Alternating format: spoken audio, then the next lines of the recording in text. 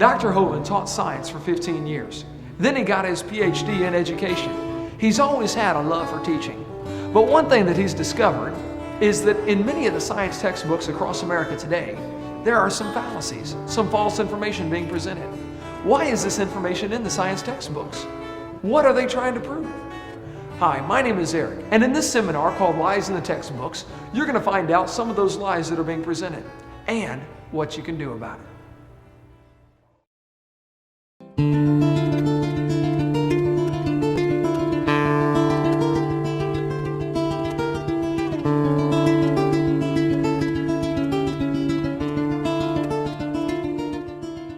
Well, welcome to our seminar on Lies in the Textbooks. My name is Kent Hovind. I taught high school science for 15 years. And now since 1989, I've been doing seminars on creation, evolution, and dinosaurs. And our goal is to strengthen your faith in God's Word. Now, this is not my wife. That's just a picture of her. We live in Pensacola, Florida. Been there 16 years. Have 3 children, 1 of each. And I got them all married and the dog died. Praise God, so I'm home free. And as we mentioned earlier, we have 4 grandkids so far, and that's God's reward for not killing your own kids when you thought about it. So we got a whole tribe, and they all live right around me and all work in our ministry. It's a real blessing to all have them right there. God's given us an amazing staff of people at Creation Science Evangelism. Our purpose is to get people saved. Okay?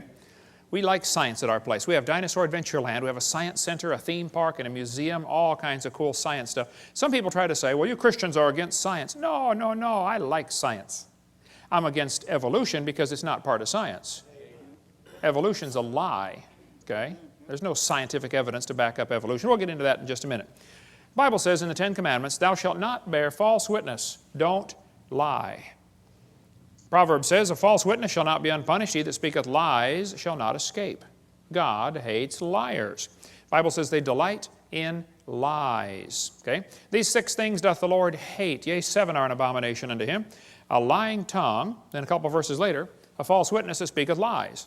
Out of the 7 things God hates, 2 of them are liars. He must really hate them. He lists them in there twice, okay? Jesus said, you have your father the devil, and the lusts of your father ye will do. He was a murderer from the beginning and abode not in the truth, because there is no truth in him. When he speaketh a lie, he speaketh of his own, for he's a liar and the father of it. Now, I like science, and I collect public school textbooks. I have hundreds of them from many, many countries, from clear back from 1880, I believe, to 2005, textbooks. I'm not against science. We happen to really like the subject. We have all kinds of cool science displays at our museum and our science center, and you can come down and visit Dinosaur Adventureland and see for yourself. I am, however, against lying to kids. Now, in the first 3 videos, we talked about how students are being lied to about the Big Bang. It didn't happen. They're being lied to about the age of the earth. It is not billions of years old. They're being lied to about the cavemen. There's never been a caveman, unless you mean Osama bin Laden. Okay? They're being lied to about the dinosaurs. They did not live millions of years ago. Now, here we're going to cover about 30 more lies in the textbooks. There are hundreds we could go through. We're going to try to hit the highlights, and this could go for days just covering lies in our textbooks. I'm going to hit some of the big ones, leave some of the little ones go for another time when we have more time. Now, I am not trying to get evolution out of the public schools. I'm not. I think any theory should be allowed to be taught if you don't have to lie to support your theory with false evidence, okay? I am not trying to get creation into the schools. And I think Christians that work on either one of those are wasting their time. And many people have wasted hundreds of thousands of dollars trying to accomplish those 2 goals. It's futile. It's not going to happen. I am, however, trying to get lies out of the textbooks. I think we'll find if we take the lies out of the books, there's nothing left to support evolution. Well, that's their problem. They shouldn't have picked such a dumb theory to begin with, okay? It's not my fault, okay? Now, I'm not against teachers. My mother was a godly woman, led my dad to the Lord on their first date. She retired from teaching public school years ago. Been in heaven now for about 7 years. My brother led me to the Lord. He just retired last year from teaching public school after 34 years. There are many good godly teachers in the system. There are many good godly principals, many good godly school board members. I'm not against schools. I'm not against school boards. I'm not against teachers. I'm not against textbooks. I'm against lies. Okay, let's just keep it in perspective. Is there anybody here that thinks teachers or textbooks should be allowed to deliberately lie to students for any reason? And I mean deliberately. They might be lying and not know they're lying, okay, but if they're deliberately lying, that shouldn't be allowed, should it? Okay? Wisconsin has a law that requires textbooks to be accurate. So does Alabama. Textbooks shall be adequate and current, up to date. Okay? The latest information. Texas has a law that says instructional material shall be factual. Go Texas. Okay? Florida has a law that requires accuracy of instructional materials, and the commissioner is responsible to remove books that are not accurate. Well, commissioner, do your job. Okay? Watch this video and remove the books that are not accurate. It's just simple. It's so simple. Okay? California says textbooks shall be factually accurate and reflect current and confirmed research. Okay? Minnesota says a teacher shall not deliberately suppress or distort subject matter. Yeah, sure, hey there, fella, you betcha. The problem is, none of those states enforce their own laws. I don't know if Tennessee here has a law that requires textbook accuracy. They ought to if they don't have one. If you don't have one, pass one. This is a textbook from about 100 years ago. It says, God created the heavens and the earth in 6 days. Prayer is a duty, but it's vain to pray without a sincere desire of heart. God governs the world in infinite wisdom. You believe that's a public school textbook? Well, here's one today. Evolution is fact, not theory. Birds arose from non-birds and humans from non-humans. No person who pretends to any understanding of the natural world can deny these facts. Wow, something's changed. Actually, I was at Chickasaw, Oklahoma a couple of weeks ago. It was supposed to be a debate, but none of the professors would debate me. So they scheduled an evolution seminar 2 days after I was gone. They let me come speak on creation. The student group got me in there. Here's a poster they put up right next to my poster. The poster was inviting people to come to the evolution seminar. Interested in evolution? Well, come on down. Evolution lecture with Dr. Mather and Dr. Ray. It says, hear both sides of the issue. Well, we invited them to debate. They could have heard both sides altogether. Here the kids get 9 months of evolution teaching. I come in for 2 hours and they panic. And then they got to say, here, both sides. Both sides. You're not going to present both sides. You're going to present one side, the evolution side, which is what they already got for 9 months. They don't want to hear it. I think they said 20 people turned up, 15 of them are from the Baptist Student Union, just to see what the teachers would say. Okay? They hear both sides. Their own textbook, there in Chickasaw, Oklahoma, has 1/4 of the book, one entire unit devoted only to evolution teaching. Nothing about creation. Evolution is a dying religion surviving only on tax dollars. It's dead. This textbook has over 100 pages where evolution is talked about. There's not one single mention of creation. So don't tell me they want to hear both sides. They don't, okay? They want to present one view only. It's called indoctrination, not education. Now, this is a chart showing how the atheists feel that the different states are doing with the teaching of evolution. They think you folks in Tennessee are doing a lousy job of teaching evolution to your kids. Go Tennessee. All right. Okay. They think the folks right over here in North Carolina are doing a good job of teaching evolution. Well, North Carolina folks, get on the ball. Turn your state red by the next time they do this survey, okay?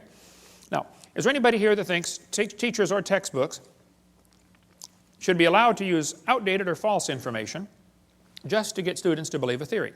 Would that be a good idea? No, okay? Anybody here that thinks teachers that deliberately lie should be fired? Okay? Is there anybody here that thinks textbooks with lies should be banned or the lies torn out of the book? Think that'd be fair? All right. Well, buckle up, hang on, let's go. It's always amazed me how two people can look at the same thing and come to opposite conclusions of what they are looking at. You know, two people can look at Grand Canyon. One of them believes in evolution. He looks at the canyon and says, wow, look what the Colorado River did for millions and millions of years. The Bible-believing Christian stands there, looks at the same canyon, and says, wow, look what the flood did in about 30 minutes. Now, how was that canyon formed, huh? Textbook says over millions of years, the Colorado River carved the Grand Canyon from solid rock. Oh, now, hold on a second, okay? It's a fact Grand Canyon exists. I've been there a bunch of times, studied. I taught earth science for 15 years. I love studying Grand Canyon. There are two interpretations of how it got there. The evolutionists will say it formed slowly with a little bit of water and lots of time, like, you know, billions of years.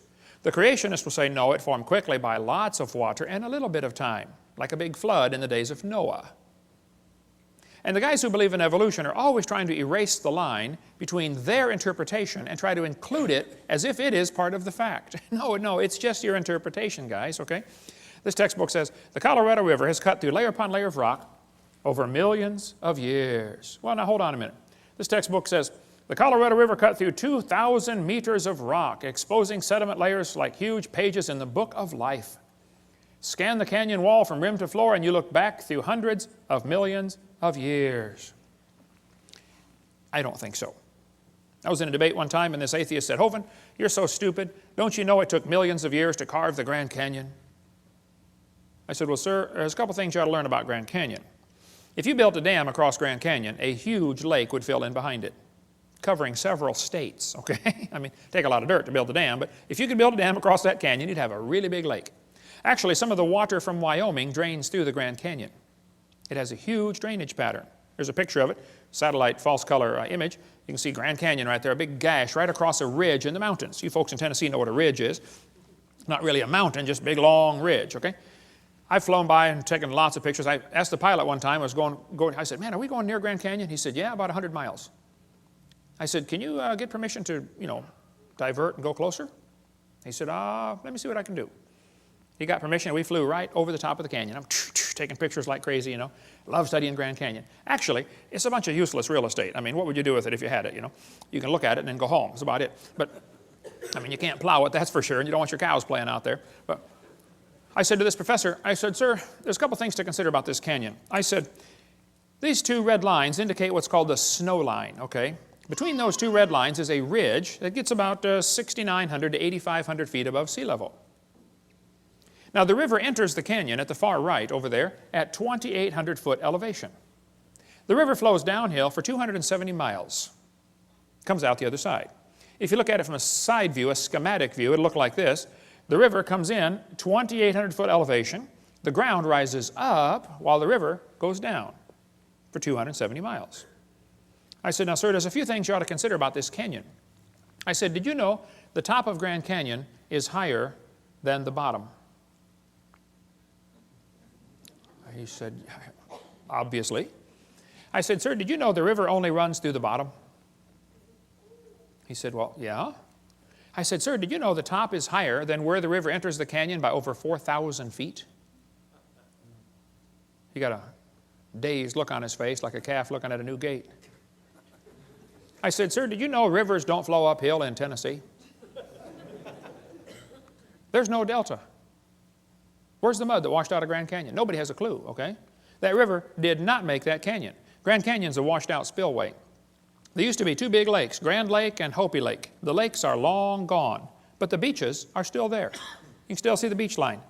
They got too full and went over the top and washed out that canyon in a hurry.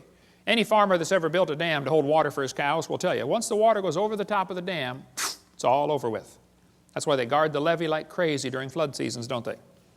Get out there with sandbags. You don't want it to even get started. It's gone in a flash, okay? This river flows down this way. Obviously, it started at the top. Must have been a big lake backed up there too. Even El Paso, Texas is called El Paso because it's the pass, okay? I bet there used to be a big lake backed up behind El Paso that dried up and left the white sands of New Mexico behind. That's another long, interesting story. But if you look at Grand Canyon, it's pretty obvious it's a washed out spillway, okay? Almost all rivers around the world come together at what's called acute angles, less than 90 degrees. I mean, the rivers merge and keep going the same, general direction. If you look at Grand Canyon, the rivers on the lower left are indeed merging at acute angles, less than 90 degrees. But if you look at the upper right, the rivers are flowing backwards. Why would they do that? The rivers run backwards, hit the main channel, turn around, and come back out the other way. It's called a barbed canyon. There aren't many places like this on the planet. Well, this is evidence that a lake is draining, and as the water's running off the spillway backwards into the channel, it turns around, off the dam. Water runs off the dam into the low place, turns around and comes back out through the crack, through the breach in the dam. Grand Canyon was not made by the Colorado River over millions of years. That is one of the lies you kids are going to face in your textbook. It's just not geophysically possible for that to happen. Now, are there any farmers or vets in the crowd that might know what this machine is? What is that, brother? That's a calf puller. That's a what? A calf puller. Once in a while, a cow has a hard time having that baby calf, and so they get the calf puller out, tie the cable around the calf's legs, and jack the calf out of the cow. You get a few tons of pressure on there, calf comes right out, no problem. Well, one day, this farmer was out pulling a calf. It was a breech birth. The back feet are coming out first. That's not good, but it happens once in a while. So the farmer had the calf puller out there, and he's trying to pull the calf out of the cow. And a city fella stopped his car to see what on earth is going on. And the farmer said, "Have you ever seen anything like this before?" The city fella said, "I have never seen nothing like this." The farmer said, "Do you have any questions?" The city fellow said, "Yes, sir. I have one question. It's been bugging me for 10 minutes. The farmer said, "Well, what's your question?" And the city fellow said, "How fast do you figure that calf was going when it ran into that cow?" No. We're not separating the wreck here, fellas. It's possible for two people to be looking at the same thing, and one of them is getting the wrong idea of what he's looking at. The Bible warned us that was going to happen. Knowing this first, there shall come in the last days scoffers. Did you know there are people that scoff at the Bible? I deal with them on a regular basis. I attract them like a lightning rod. They scoff, it says, because of their lust. There's no scientific reason for them to reject the Bible. They just don't like that book because it chaps their hide. So they're scoffing because of their lust, not because of their science, okay? Even Huxley admitted, I suppose the reason we leapt at origin of species was that the idea of God interfered with our sexual mores. We don't want God telling us what to do. Okay? Arthur Keith said, evolution is unproved and unprovable. We believe it because the only alternative is special creation, and that is unthinkable. The Bible says they did not like to retain God in their knowledge. For this cause, God shall send them strong delusion. Anybody that believes they evolved from a rock 4.6 billion years ago, I would say is strongly deluded. You would have to have help to be that dumb. You could not do it on your own. You'd have to have years of training and conditioning to believe such a silly idea. Hey, is it possible for a person to go insane? I mean, absolutely loony? Oh yeah, it happens, doesn't it? Okay. Is it possible for an entire group of people to go insane? Can you imagine over 900 people drinking poison Kool-Aid and killing themselves? A whole group went insane. Is it possible for an entire nation to go insane? Like millions and millions of people go just plain old nuts? Oh, it's happened, folks. Hey, is it possible for the entire world to go insane? Well, the Bible says the great dragon was cast out, that old serpent called the devil and Satan, which deceiveth the whole world. I think we're living in a time when just about the whole world has gone nuts. They believe they come from a rock 4.6 billion years ago. How dumb can you get?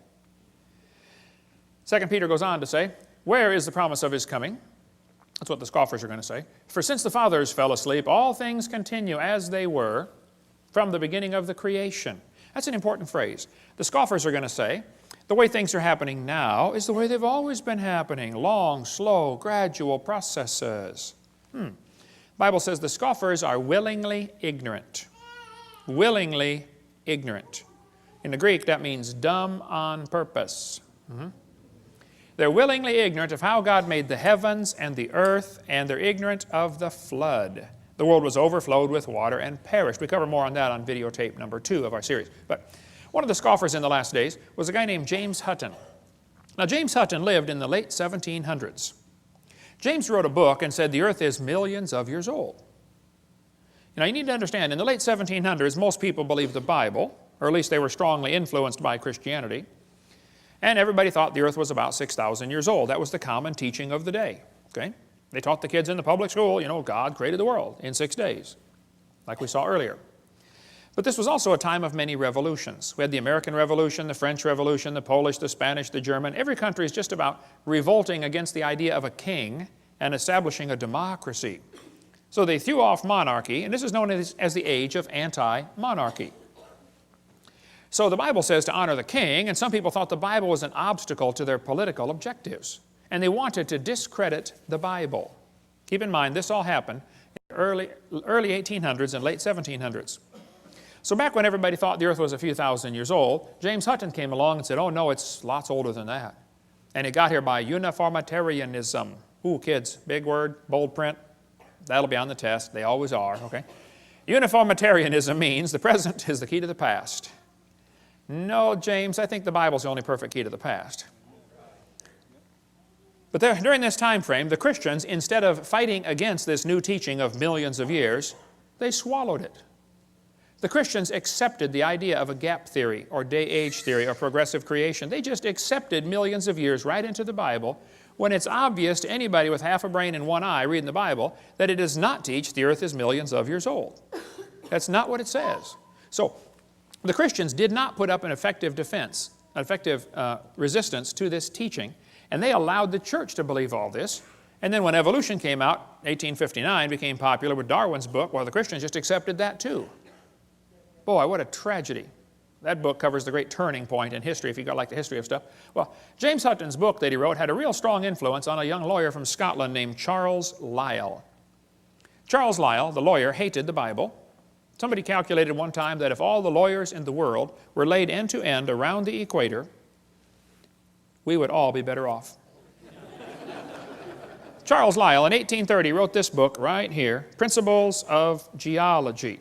I've got it here on the table. You can come take a look at it. It's all marked up. In this book, you can see his hatred for the Bible kind of ooze off every page. He kept calling it ancient doctrines. He said, oh, you have a scriptural authority. He was mocking them, okay? He called it a religious prejudice.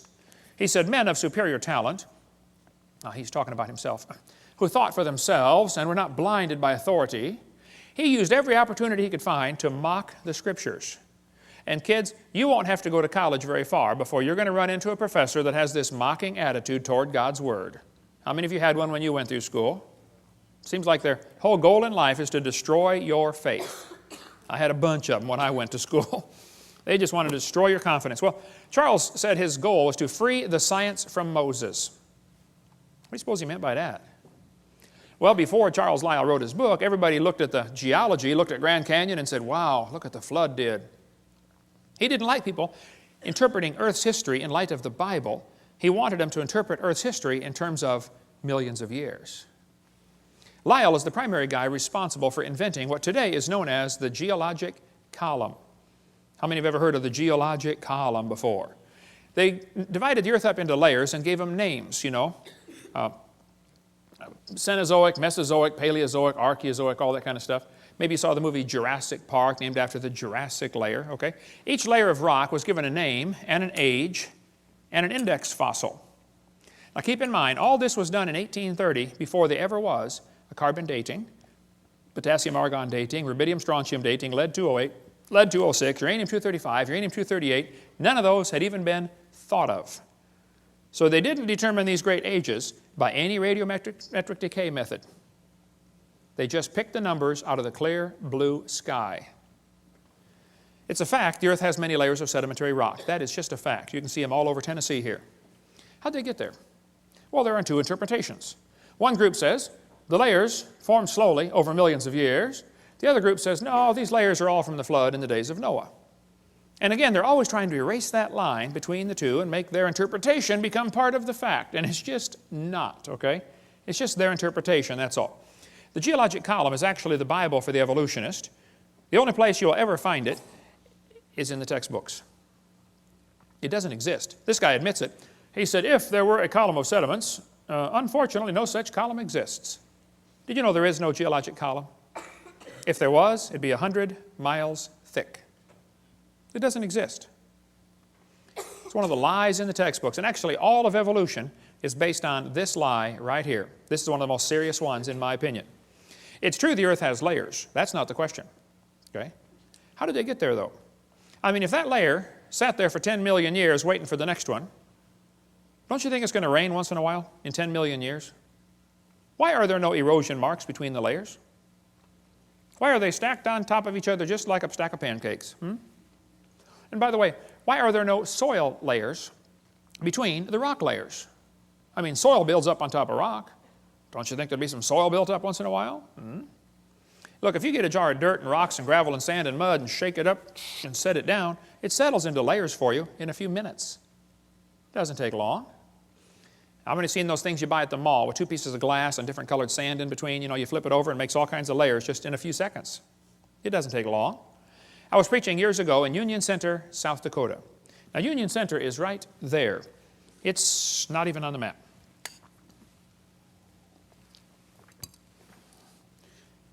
And South Dakota puts everything they can find on the map just to kind of fill in the white places, you know. Well, there were 40 people in the whole town. 38 of them came to church. Other two must have been pulling a calf, I reckon. I don't know. But boy, we had a great meeting, and the preacher said, "Hey, Hovind, let's go down to Rapid City. They've got a bunch of dinosaurs in the museum there." I said, "Oh, all right, I like dinosaurs. Let's go." So we all drove down to Rapid City. We came to this museum, and a guide met us at the door. He said, "Hey, folks, would you like me to give you a tour?" We said, "That would be great, sir." Well, the first place we stopped on the tour was the geologic time chart. They have it lit up, and it's behind glass, and it's holy and sacred. Don't dare touch that thing, you know. So we're standing over there, and the guide said, "Now, folks, this layer of rock right here is about 70 million years old." And it's so cool because they always get that sanctimonious tone in their voice, you know. 70 million years old. Oh. Well, my daughter was 12 years old at the time. She raised her hand. She said, "Mister, how do you know that layer is 70 million years old?" He said, "Honey, that's a good question. We tell the age of the layers by what types of fossils we find in them. They're called index fossils." And by the way, that's correct. That's what the textbook says. Scientists use index fossils to determine the age of rock layers. She said, "Thank you, sir." We walked around the other side. We're standing over here, and the guide said, "Now, folks, these bones are about 100 million years old." My daughter raised her hand again. She said, "Sir, how do you know those bones are 100 million years old?" He said, "Well, honey, we tell the age of the bones by which layer they came from." She said, "Sir, when we were standing over there, you told me you knew the age of the layers by the bones, and now you're telling me you know the age of the bones by the layers." She said, "Isn't that circular reasoning?" I thought, wow, a chip off the old block. That guide had the strangest look on his face. It was almost as if he were thinking. He looked at my daughter. He looked at me. I wasn't about to help him. I thought, wow, this is going to be good. I have got to hear this. He looked back at my daughter. He said, "Wow, you're right. That is circular reasoning." He said, "I never thought of that before." That fellow drove 50 miles one way that night to come hear me speak in Union Center, South Dakota. The crowd swelled to 39. We set up a chair in the aisle. Afterwards, he talked to me for an hour. He said, "Hovind, is everything I believe about geology wrong? I teach this stuff at the college." I said, "Oh, no, I like geology. I've got a huge fossil collection, rock collection, mineral collection. I teach earth science. I love studying geology." I said, "But as far as the layers being different ages," I said, "Yes, sir, I'm sorry. That is all baloney. It's based on circular reasoning." I'll show you. Here's a textbook that tells the kids to date the rocks by the fossils, and on the very next page it says, "Date the fossils by the rocks." On the next page, and they don't catch it. It's a lie. It's circular reasoning. The intelligent layman has long suspected circular reasoning in the use of rocks to date fossils and fossils to date rocks. The geologist has never bothered to think of a good reply, feeling the explanations are not worth the trouble as long as the work brings results. It cannot be denied from a strictly philosophical standpoint, geologists are arguing in a circle. The relative ages of rocks are determined by the organisms they contain. They date the rocks by the fossils and the fossils by the rocks.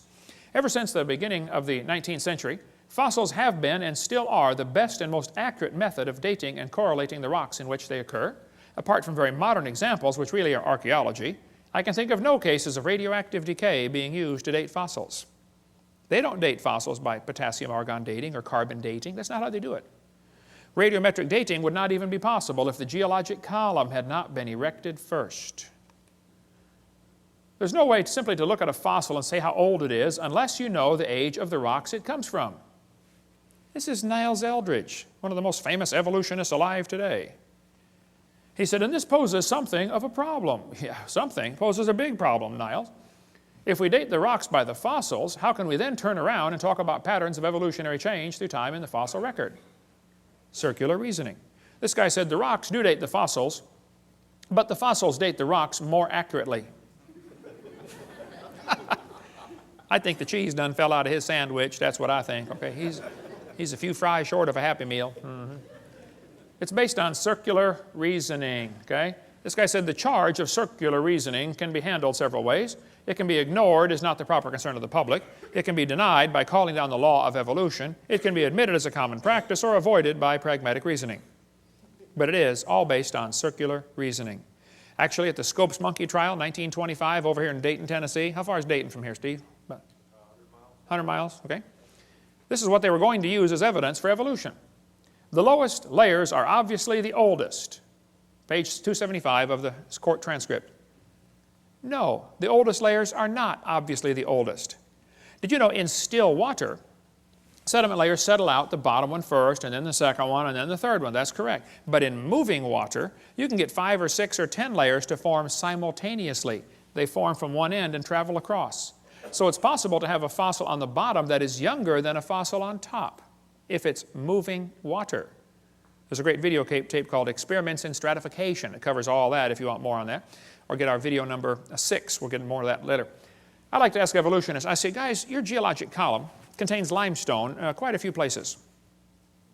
If I handed you a piece of limestone, how would you know if it's 100 million year old Jurassic limestone or 600 million year old Cambrian limestone? I mean, exactly what's the difference? They'd say, well, the only way to tell the difference is by the index fossils. That's precisely my point. They date the layers by the fossils. This textbook shows the kids a trilobite, and it says, boys and girls, trilobites make good index fossils. If a trilobite is found in a rock layer, the rock layer probably formed 500 to 600 million years ago. I don't think so. Somebody found a human shoe print where the guy with a shoe on had stepped on and smashed a trilobite. They asked evolutionists all over, how on earth could a human step on a trilobite? If trilobites lived 500 million years ago and man didn't get here till, 3 million years ago, and they didn't start wearing shoes till 10,000 years ago, how could a human step on a trilobite? One atheist said, well, it's obviously. The only answer would be that aliens visited the planet 500 million years ago. Oh, them aliens will do it every time.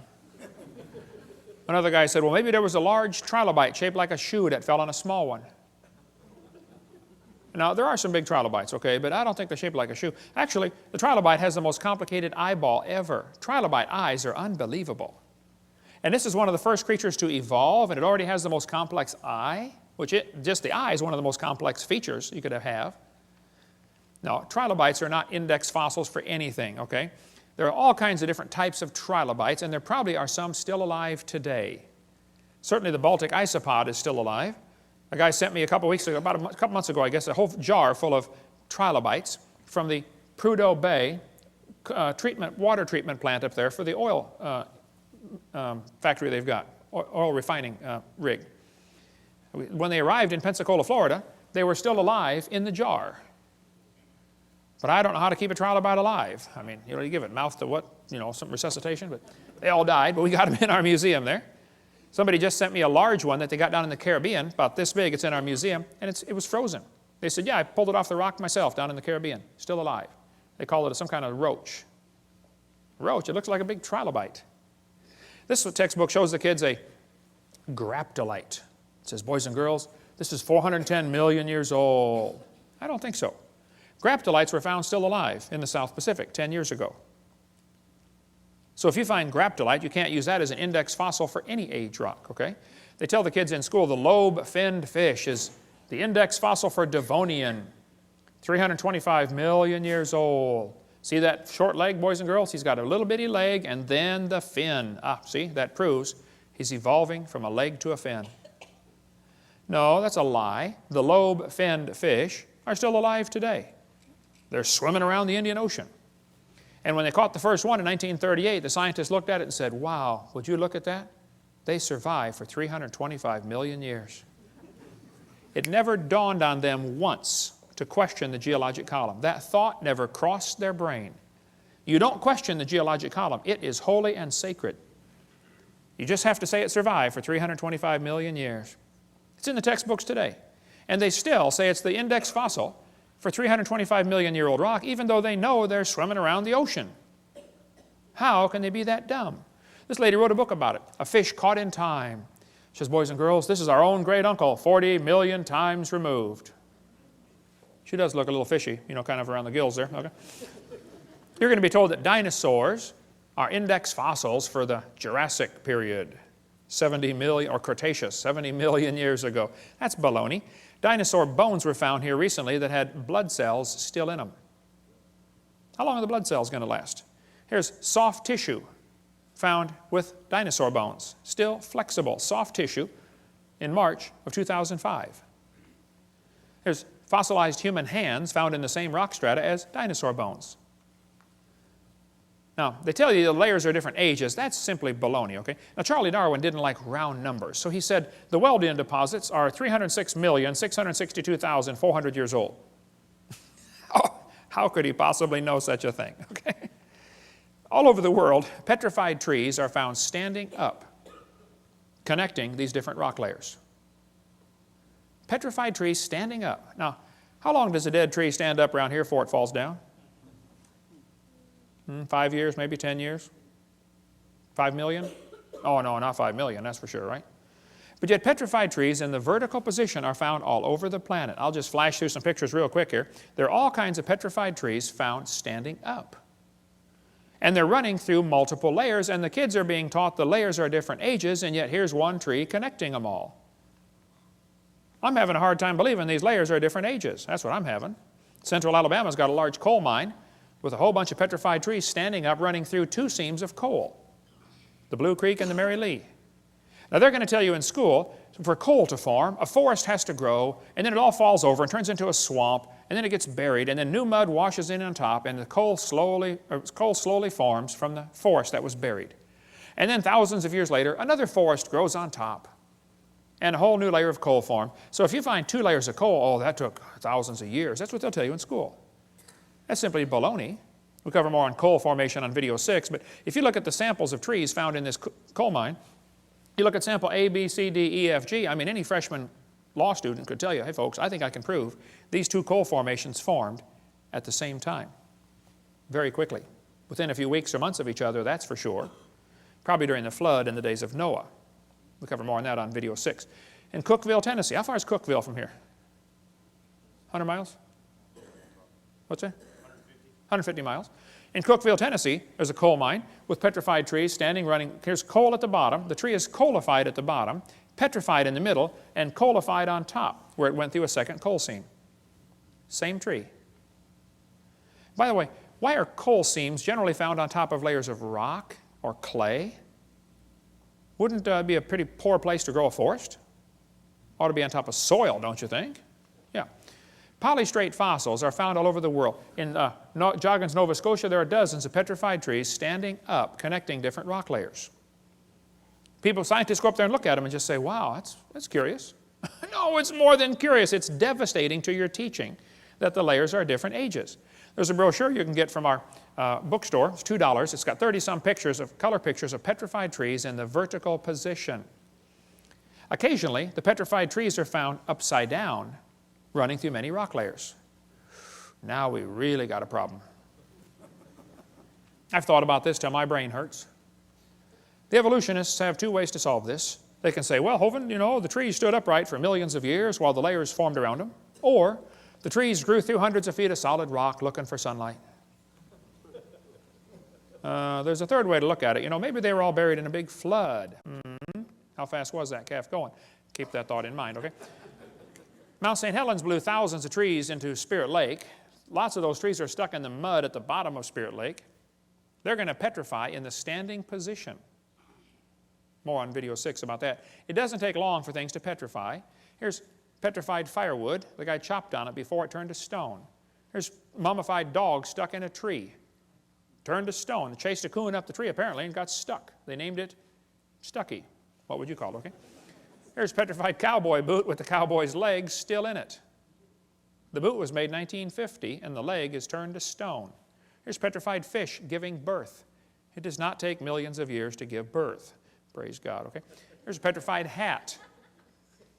Petrified pickle found in a jar. The guy sent me the jar and pickle. He said, Brother Hovind, I found this in Montana in an old home. The house was junk. The roof was gone. The house was falling apart. But he said, you want a petrified pickle for your museum? I said, of course. Who in their right mind would not want a petrified pickle, you know? Come on down to Pensacola, Dinosaur Adventureland, and see the petrified pickle. Here's petrified sacks of flour found in flour mill that flooded in 1910 in Eureka Springs, Arkansas. Here's petrified toadstool. There's an amazing gem and mineral museum just south of Bloomington, Illinois, in a little bitty tiny town called Shirley, Illinois. You got to be trying to find it to get there, but it's worth going to see the Funk Gem and Mineral Museum. Okay? Here's petrified acorns. This kid sent them to me. He said, Brother Hovind, I was 7 years old at the time. He said, I stuck these acorns in a bucket of water, and I thought they might, sprout and make some trees, and I forgot about them. Next spring, my mama found the bucket on the back porch, and the acorns had turned to stone. He said, would you like them for your museum? I said, of course. Come on down and see the petrified acorns. More on petrification on video number 6. So kids, when they tell you the layers are different ages, you tell them Kent Hovind said they're confused or they're lying. It is not correct. Those layers all formed, nearly all of them, at the time of Noah's flood. 80 to 85% of Earth's surface does not even have 3 geologic periods appearing in correct consecutive order. Even though this geologic column does not exist, except in the textbooks, that teaching is what changed people in the 1830s away from believing the Bible to believing in uniformitarianism. This teaching especially affected a young preacher. He just got out of Bible college, studied to be a pastor of a church. His name was Charles Darwin. Anybody ever heard of Charles Darwin? Charles Darwin graduated from Bible college to be a preacher, and he's going to sail around the world for 5 years first and collect some bugs for some, bugologist back there in England. Charlie brought some books with him. He brought his Bible, of course. He just got out of Bible college. And he brought this brand new book, Principles of Geology. Charlie said that book changed his life forever. He later wrote to a friend and said, disbelief crept over me slowly. I felt no distress. He slowly lost his faith in the Bible. As Darwin sailed around the world, he stopped off at the Galapagos Islands. Here on those islands, he noticed there were 14 different varieties of finches. Little tiny bird with a little tiny beak. But the beak shapes were different. Now the Grants went there and studied them and said, wow, during dry years, the beak is 1/10 of a millimeter thicker, and during wet years, it's 1/10 of a millimeter thinner. But it always averages back out. 1/10 of a millimeter, do you know how much that is? Not much. Darwin looked at the birds and said, you know what? I think all these birds had a common ancestor. I bet you're right, Charlie. It was a bird. And then Charlie said, well, maybe this proves that birds and bananas are related. You say, oh, he never said that. He sure did. I knew you wouldn't believe me, so I brought his book. It's right here.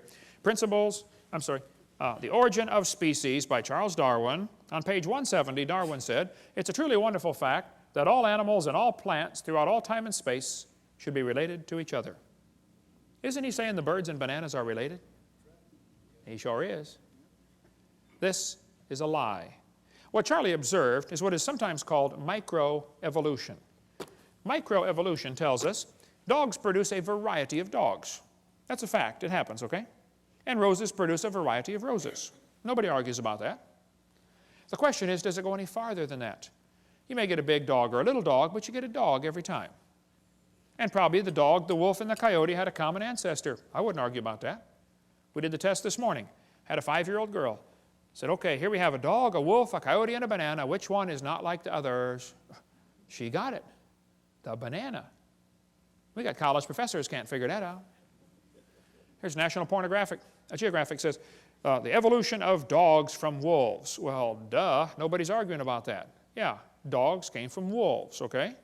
The Bible says they bring forth after their kind. 10 times it says that in the first chapter. See, this word evolution has 6 meanings. We've been through this before, so I'm going to go through it kind of quickly. There's first of all cosmic evolution, Big Bang. Secondly, chemical evolution, where all the chemicals come from hydrogen. That's baloney. Thirdly, stellar evolution, where all the stars form from dust. You cannot get dust to condense into a solid star. Can't happen. There's Boyle's gas laws that drive it away, okay? Then there's enough stars out there, though we can all have 11 trillion to ourselves. Then you have organic evolution, where life gets started from non-living material. And then macroevolution, where an animal changes to a different kind of animal. None of those have ever been observed. Number 6, variations within the kinds, sometimes called microevolution. That one happens. The first 5 are religious. So whenever you discuss evolution, you have to define what you're talking about. If you're talking about number 6, I'm with you. I agree, that happens. If you're talking about the first 5, that doesn't happen. That's something you believe happens, okay? Watch how they change the definition for the kids. They say, okay, boys and girls, evolution is change over time. Is that really what they mean? Watch this carefully now.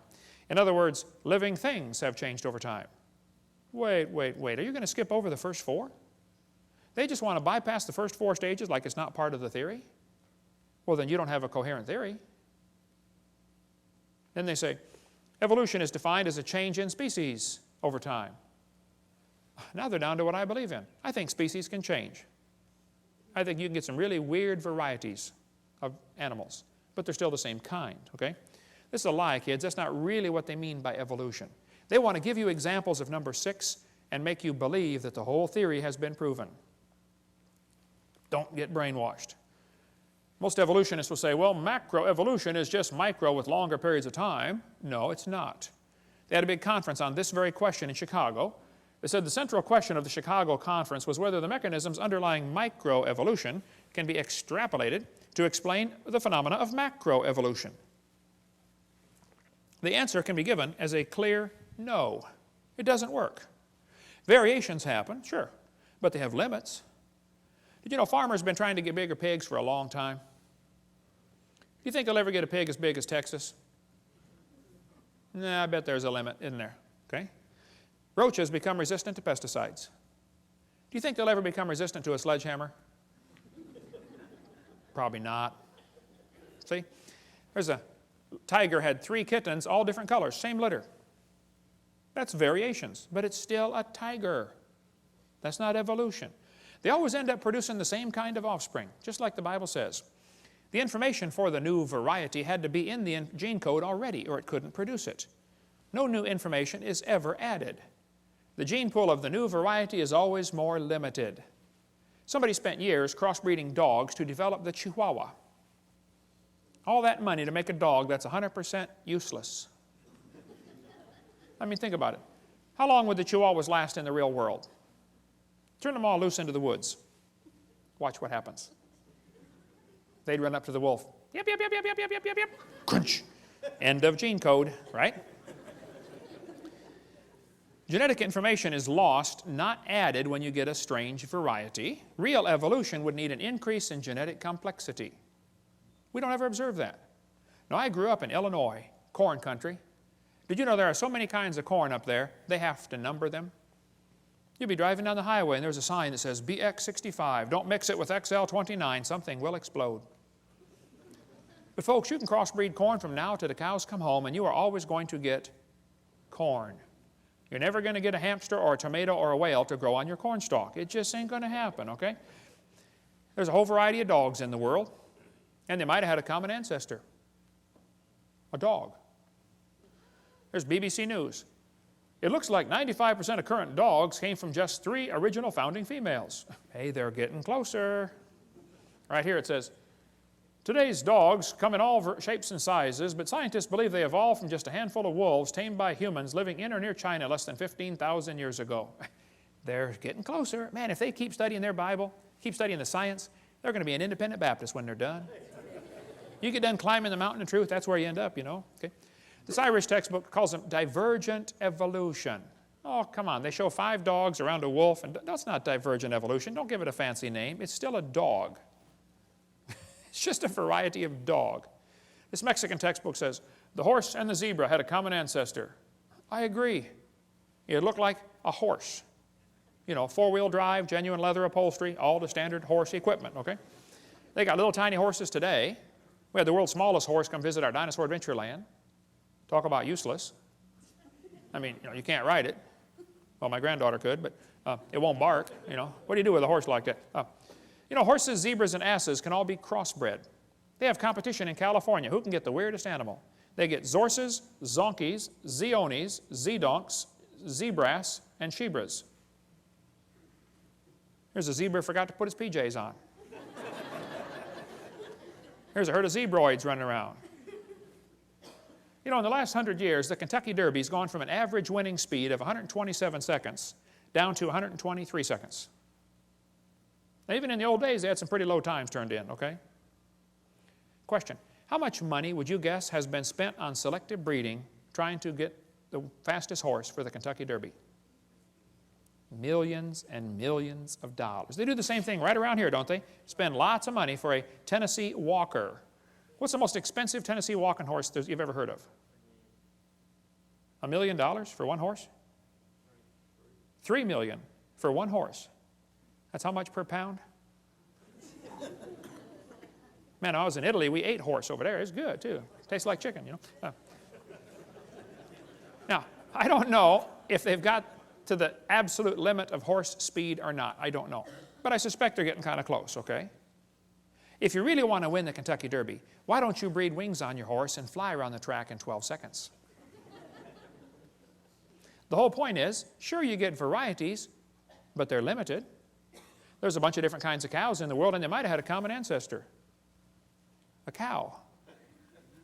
This magazine's where you order chickens. All right, boys and girls, should we order, cinnamon queens, red rocks, white rocks, cherry eggers, or brown leghorns? But look what the magazine says. Jungle fowl are the original bird from which all varieties and strains of domesticated chickens are derived. Did you know all the chickens had a common ancestor? Anybody want to guess what it was? Chicken. You got it. There are 8 kinds of bears in the world, and they might have had a common ancestor. A bear. Mm-hmm. You know, broccoli, cabbage, cauliflower, and Brussels sprouts all have a common ancestor called a plant. Mm-hmm. In California, they've got huge fields where they graft English walnut trees onto black walnut stumps. They do it because the black walnut stump, the root system is tough and can handle the weather over there. But the black walnut doesn't taste as good, it doesn't sell for as much money, and it's tougher to crack. English walnuts taste better, they sell for more money, and they're easier to crack, but the root system rots. So they cut them off and stick them together. They do it all over there. Well, they can do it because they're both a walnut.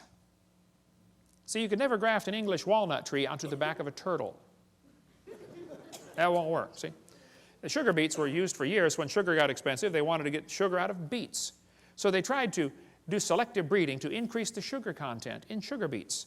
They raised it from 6% to 17%, but could not. They ran into a brick wall. Hey, can't go past 17. And the further they got away from the normal wild sugar beet, the more problems they started having. Now you got to babysit the field and spray pesticides and bugicides and everything else on it, okay? Because its disease resistance goes down. People say, don't bacteria become resistant to drugs?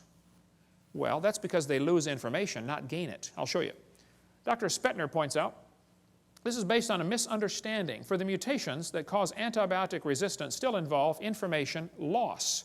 For example, to destroy a bacterium, the antibiotic streptomycin attaches to part of a bacterial cell called ribosomes.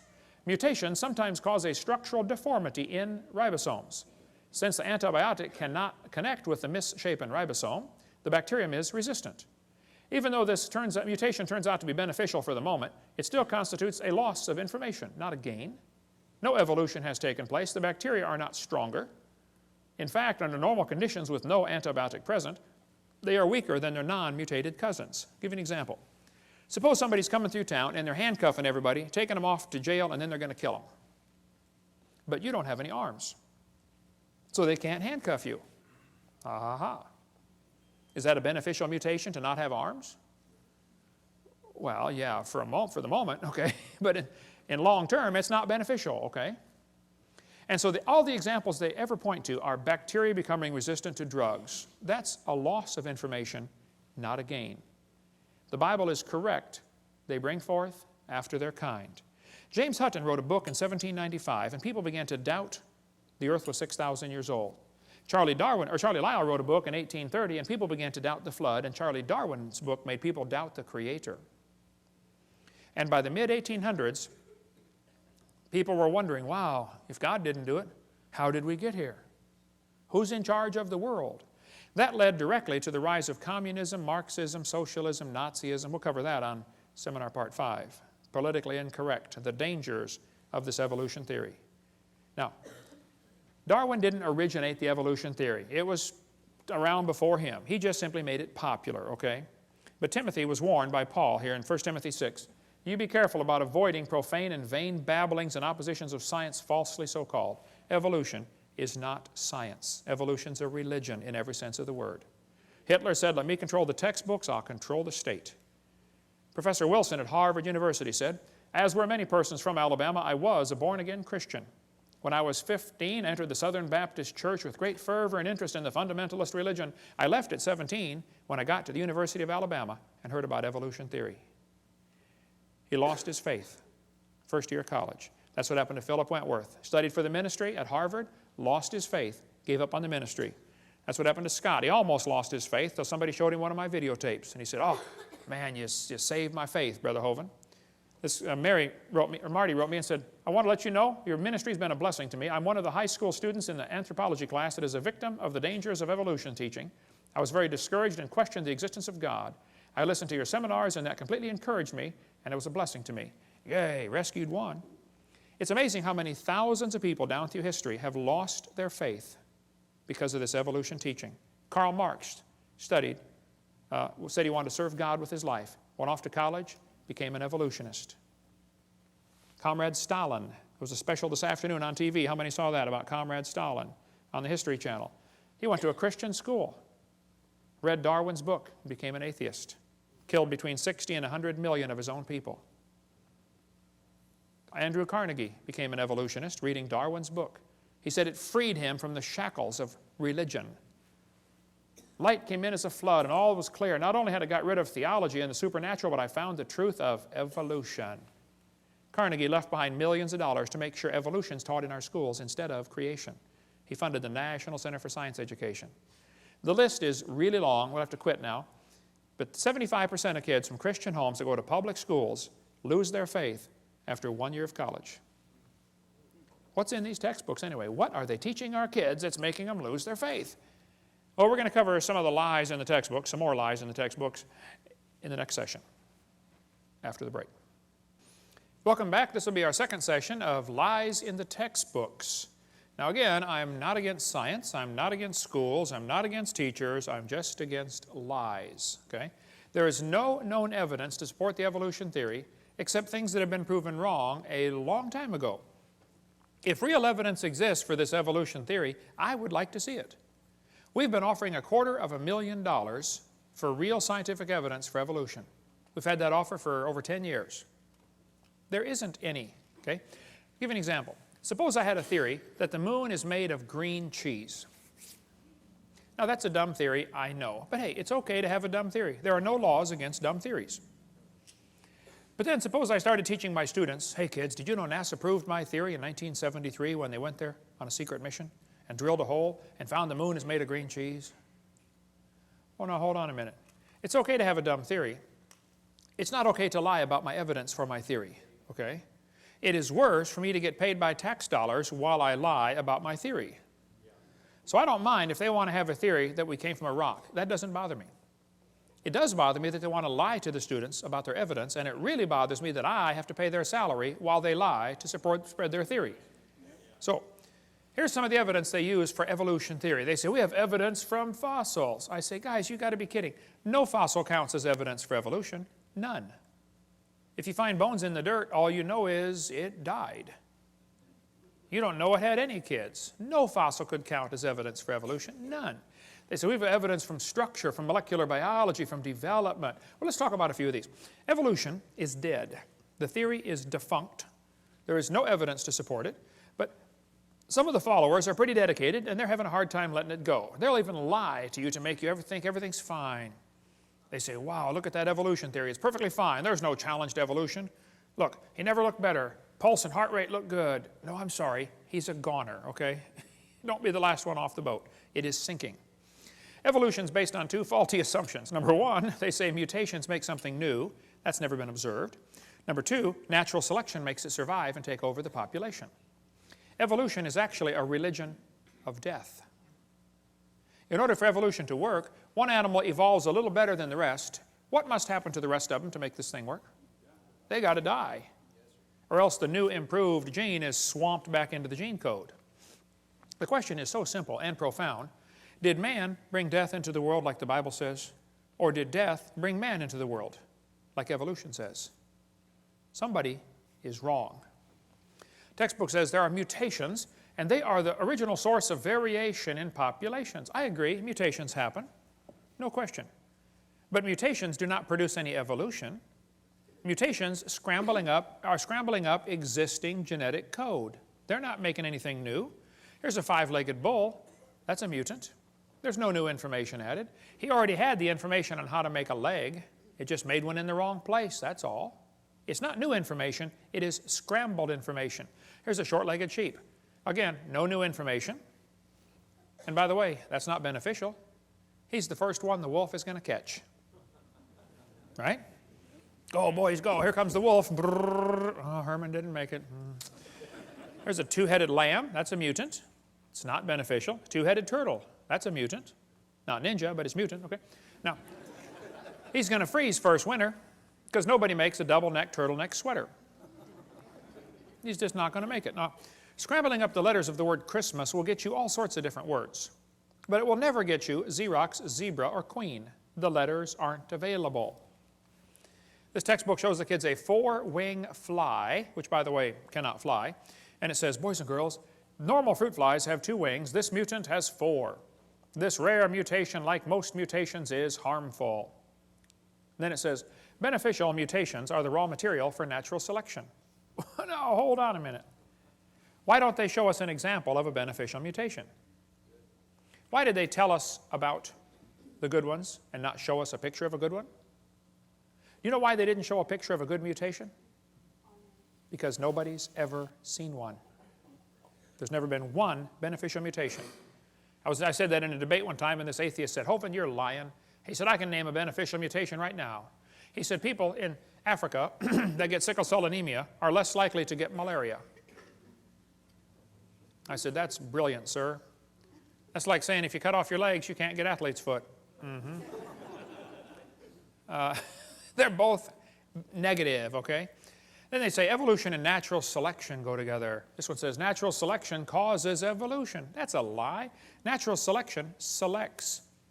It doesn't create anything. Natural selection is not a creative force, okay? Natural selection may be a stabilizing force, but it is not a creative force. Anybody with half a brain can figure that out. Natural selection cannot create any properties. It can only select. This textbook says, evolution by natural selection had occurred in just 1 year. Oh, they're lying. It says natural selection can lead to evolution. That's a lie. Natural selection selects. It doesn't create a thing. If you worked in a factory that made cars, how far is the Saturn plant from here? Pretty close, isn't it? How many of you work? Anybody here work in the Saturn plant? Okay. Suppose you worked in quality control.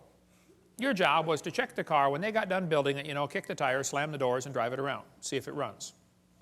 If you caught every single mistake, they don't, by the way, but if you did, okay, how long would it take that quality control process to change the car to an airplane? You say, Hovind, quality control can't change it to something else. Oh, I know. Only design engineers can change it. And God's natural selection is a quality control that will never change it to a different animal. It'll just make sure you get a good animal, that's all. They keep talking about survival of the fittest. Well, I agree, but that doesn't explain arrival of the fittest. And even survival of the fittest is pretty shaky. It's what's called a tautology, a sentence that means nothing. I'll show you. If you say, Professor, why did it survive? He'll say, oh, because it's the fittest, survival of the fittest. How do you know it's the fittest? Because it survived. How else can you tell? Oh, I see. Look, if a whale goes through a school of fish and eats 80% of them, it's not survival of the fittest. It's actually survival of the luckiest. That's what's really going on out there. But some of these scientists have the ability to make amazing observations and still come to the wrong conclusion. One day a bunch of scientists were going to see how far a frog could jump. They put their big old frog down there and said, jump, frog, jump. That frog jumped 80 inches. They brought the frog back, cut off one leg. Said, jump, frog, jump. He only jumped 70. They brought him back, cut off another leg. Said, jump, frog, jump. He went 60. They brought him back, cut off another leg. Said, jump, frog, jump. He jumped 50 inches. They brought the frog back, cut off his last leg, and said, jump, frog, jump. They expected he might go maybe, 40 based on the data. Actual jump was 0. The frog didn't move. They yelled louder, jump, frog. The frog never moved. The scientists were baffled. They tried the experiment again. New frog. Got the same results every time. So the brilliant scientists put their data together and said, you know what, folks, the frog jumped less as the legs were removed. Hey, that's a good observation. They got it right on the head. And they said, so we must conclude that a frog with no legs goes deaf. Bad conclusion. It's possible to have a good observation and still come to the wrong conclusion, you know. That's what they did with the fruit flies. They put them flies in the laboratory. They nuked them, microwaved them, x-rayed them. They did all kinds of mean things to those flies, and they got some weird-looking baby flies. They got flies with curled wings. They fly around, buzz, zzz, zzz, zzz, couldn't go anywhere. They got flies with no wings at all. What do you call that? A crawl or a walk? Can't fly. They raised all these mutated flies in the laboratory and said, you know what, folks, fruit flies refuse to become anything but fruit flies. Well, duh. So they said all mutations produce flies that were inferior to the original fly. Good observation. They said, so we must conclude that flies have evolved as far as they can go. Oh, bad conclusion. You know, maybe you could conclude that God made them right to begin with, and all you're doing is messing them up in your laboratory. They were doing fine till you guys got a hold of them. Yeah. And they say evolution's as fit as ever. Yep, fruit flies in the north have wings 4% larger than flies in the south. Well, that proves something to somebody somewhere, I'm sure, but it's still a fly, okay? Then they tell the kids, the peppered moth is proof for evolution. They counted the moths on the trees and found it was 95% light-colored and 5% black. Then they burned coal in the factories and the trees turned black, and they counted the moths again. It was only 5% light and 95% black. The problem is the entire story is a lie. They glued dead moths to the tree to take that picture for your kid's textbook. It's right here. Where's this book used at, brother? It's not used anymore. Peppered moth. It's still in the new books, though. Evidence for evolution. Those are dead moths glued on a tree because after 40 years of watching, they found a grand total of 2 moths on the trees. 2 out of, let's see, what's 95% of 2? Wow. I have to do some figuring on that one. They still keep it in the textbooks, though, as evidence for evolution. What's the Tulsa Zoo doing having a peppered moth display? I mean, this is a zoo, for heaven's sake. Why do they push evolution in a zoo? Get the book Icons of Evolution if you want a whole lot more on the history of this peppered moth idea. But they tell the kids, we're going to learn to think critically. Boys and girls, do you think humans are still evolving? What kind of question is that? That's one of those questions like, have you stopped beating your wife yet?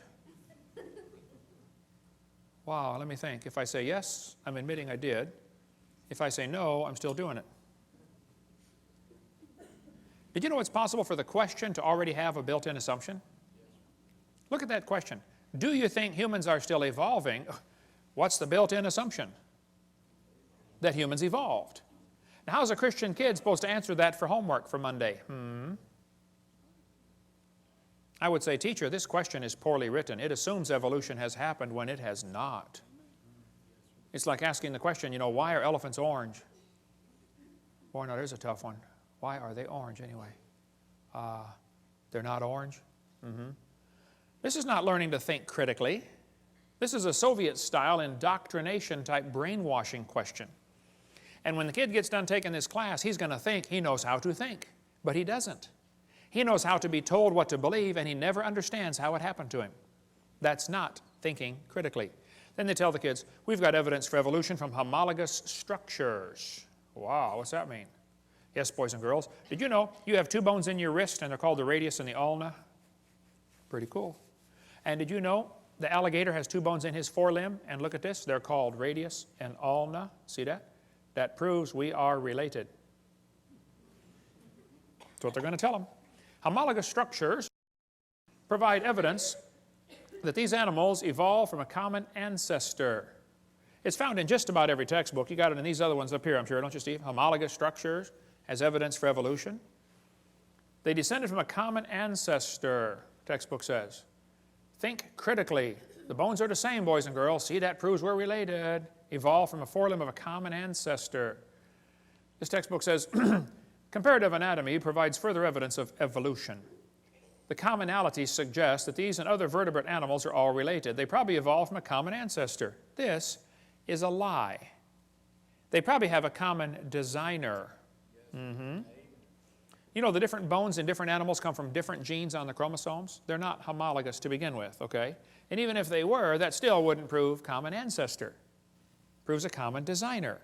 The same designer made them all. Did you know the lug nuts from a Pontiac will fit on a Chevy?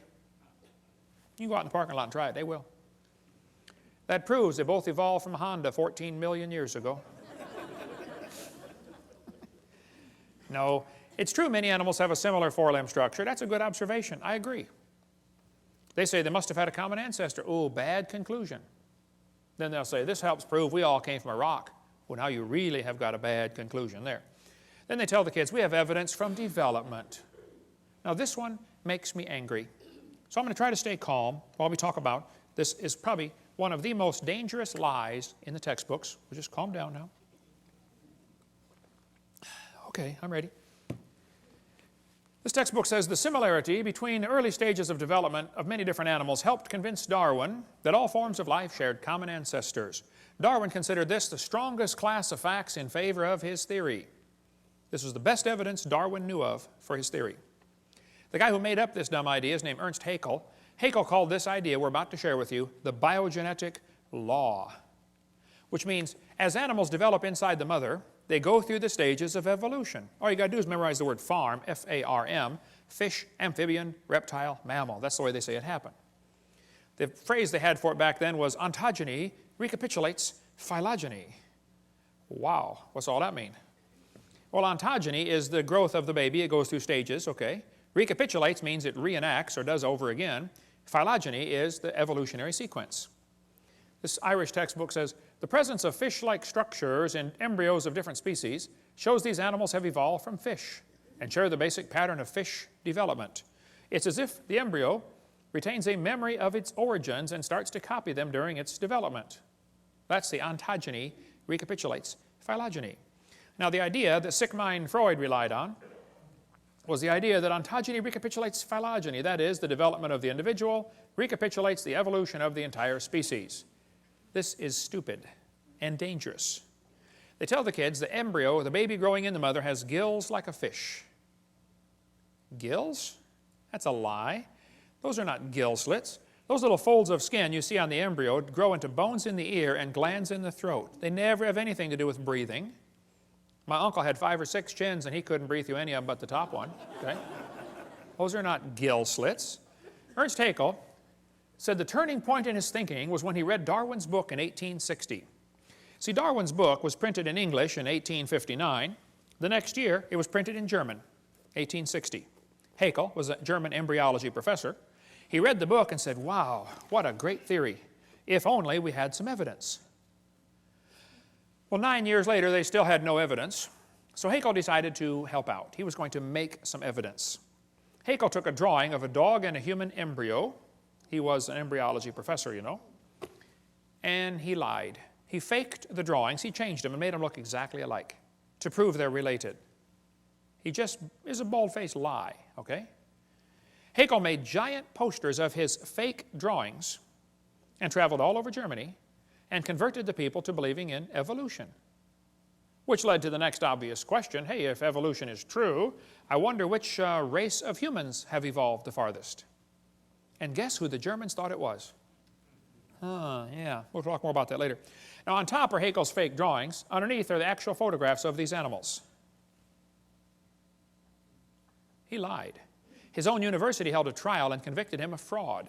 He said at the trial, I should feel utterly condemned were it not that hundreds of the best observers and biologists lie under the same charge. This biogenetic law is as dead as a doornail. It's not true. But it can't be taken out of the textbooks for some reason.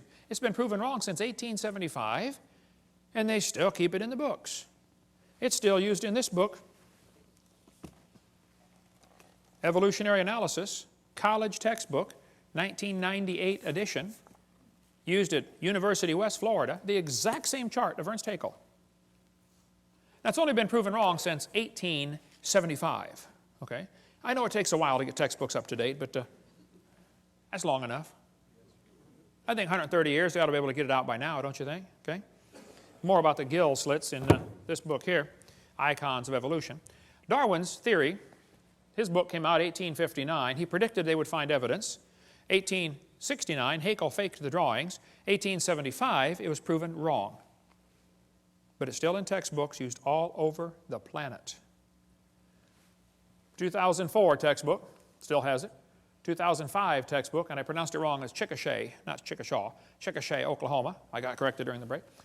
Still teaching the baby has gill pouches. Notice, for example, gill pouches, okay? Gill slits on the embryo. They're teaching this in textbooks all over the world. It's only been proven wrong since 1875. Get it out of the book. Tear the page out. I mean, it's a no-brainer. Tear out the page. It's not true. There's a junior high textbook telling them it has embryo has gill slits. This one says, similarly, humans and fish embryos resemble each other because humans and fish share a common ancestor. These similarities provide evidence that these three animals evolved from a common ancestor, tiny gill slits. Gill slits on the human embryo. Gills of fish. Tiny gill pouches, used in college textbooks. There's a 2004 textbook saying it has evidence of evolution is seen in development of embryos. You can't get a high score on SAT or ACT tests unless you lie and say the baby has gill pouches. It's found on every single test we could find. If you don't believe in evolution, you won't score high to get into college, or at least give the evolution answer. Why would they keep this in the textbooks 130 years after it is proven wrong? There's only one answer I can come up with. I'll tell you in a minute. This one shows a 5 to 6 week embryo, and it says by 7 months the fetus looks from the outside like a tiny normal baby, but it's not. It's not a baby at 7 months. Hello, that's a lie. It's a human at conception. 34% of babies born at 5.5 months will survive. One lady had surgery on her baby before it was born. Cut the mother open, cut the uterus open, and the baby's holding the doctor's finger at 5 months along. Let's see, the angel of the Lord said, behold, thou art with fetus. No, I believe he said you're with child, didn't he? Yeah, it's a child before it's born. Yeah. Scott Peterson is accused of murdering his wife and unborn child. Now, Paula Zahn, you hypocrite. Don't you think it's okay to have an abortion, and yet you call it an unborn child? Scott Peterson is found guilty of murdering his wife and son. That's because in California you have to have a double homicide to get the death penalty. So they want it to be a son or a child, but the rest of the time if you want to have an abortion it's okay. Now it's not a child, it's just a fetus. Well, let's get consistent here, folks, okay? Which is it? All right? More about embryology on this one, but why do they keep this in the textbooks? It's very simple. That's the only way to justify abortion. They want you to think it's not human yet. Somebody wants to reduce the population of this planet. And abortion has already done 20% of the entire world's population has been killed by abortion. 1 billion people. Let's see, Hitler killed 6 million, Stalin about 100 million, abortions 1,000 million. That's going to work. We'll cover more on that on video 5. Anna Rosa had her arm chopped off in a botched abortion. She was born anyway. They thought they killed her. Everybody says, oh, that's terrible. What if they would have cut her head off instead? We never would have heard about Anna Rosa. Now, I live in Pensacola. You might have heard of my town. We've had 2 doctors that were doing abortions shot and killed. Several clinics have been blown up or burned down. I did not shoot any doctors, and I did not blow up any clinics, okay? And I don't think Jesus would do it that way. He grew up under Roman control. He didn't go around blowing up tanks and burning down bridges, okay? But when the first doctor got shot, I was preaching in Fort Lauderdale.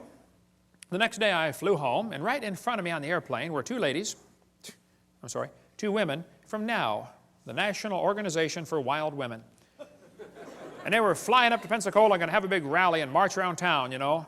As we got off the airplane, and I noticed on their shirt it had in huge block letters, choice above all. So, being my mild-mannered self, I said, excuse me, ma'am, what does this mean, choice above all? She said, a woman ought to have a right to choose. I said, choose what? She said, choose to have an abortion. It's her body. I said, well, yes, ma'am. If she wants to abort her body, I suppose that's fine. But it looks to me like she wants to abort somebody else's body. When you consider half of them are male, think about it. It's not her body. I said, by the way, ma'am, I'm kind of curious about this. I have 3 kids. I delivered one of my kids at home. I used to raise hamsters. I taught biology and anatomy. I'm kind of familiar with this process. I said, why does the woman's right to choice stop at birth? Why don't we let the mother choose to kill it after it's born? Be a lot safer and simpler. Hey, why don't we extend abortion rights up until the kid's 2 years old? I know a lot of mothers with a 2-year-old that have thought about it a time or two. I won't ask you to raise your hand, but I know you're out there. I got it. Let's extend abortion rights up until the kid is 18.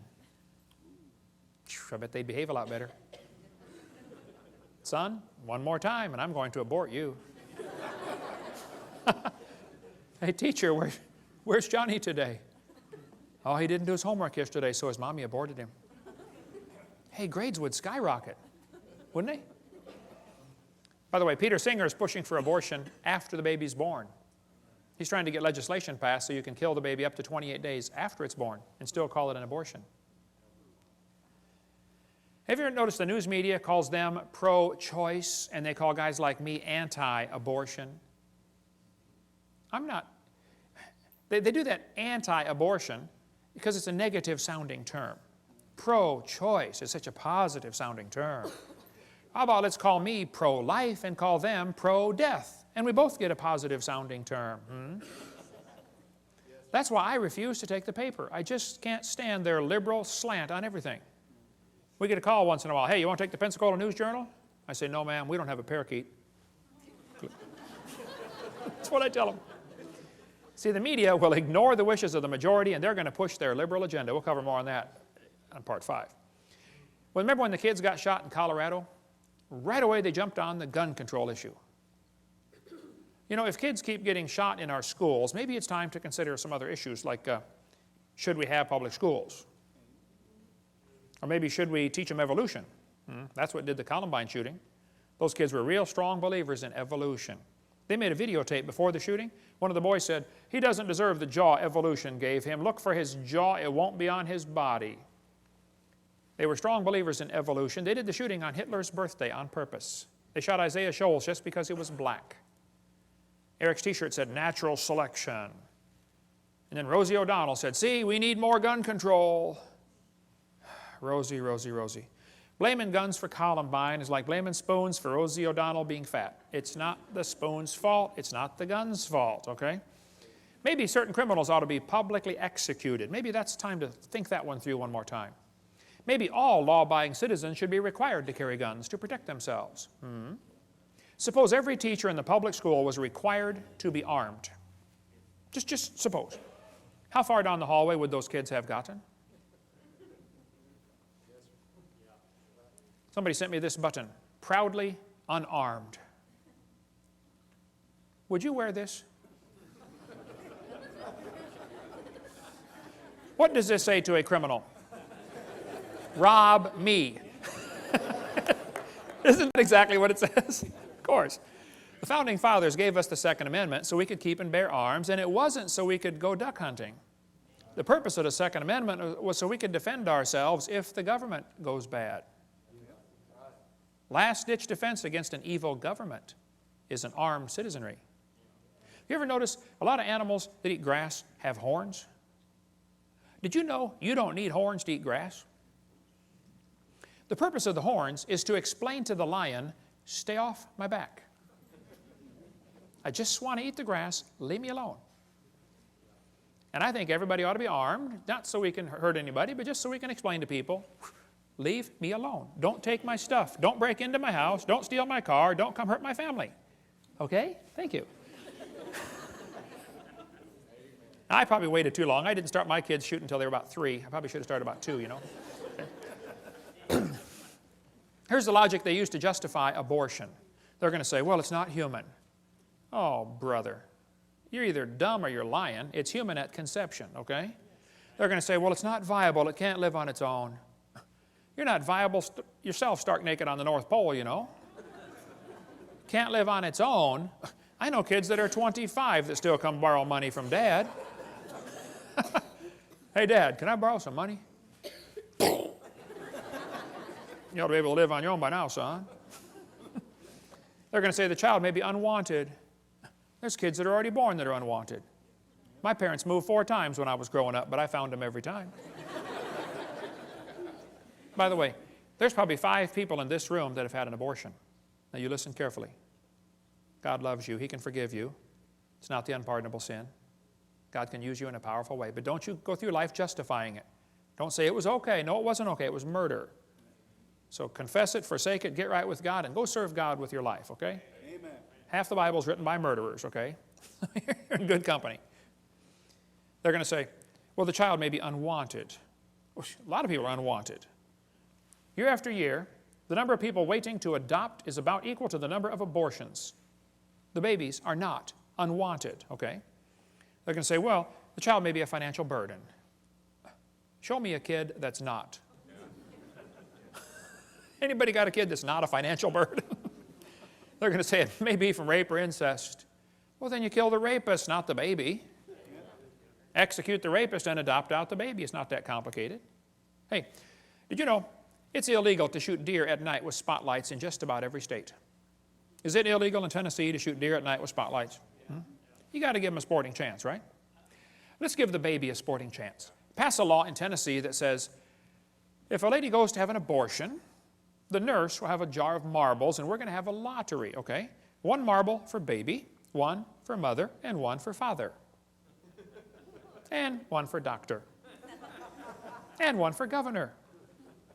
And let's put several in there for the past president. And let's really have a choice.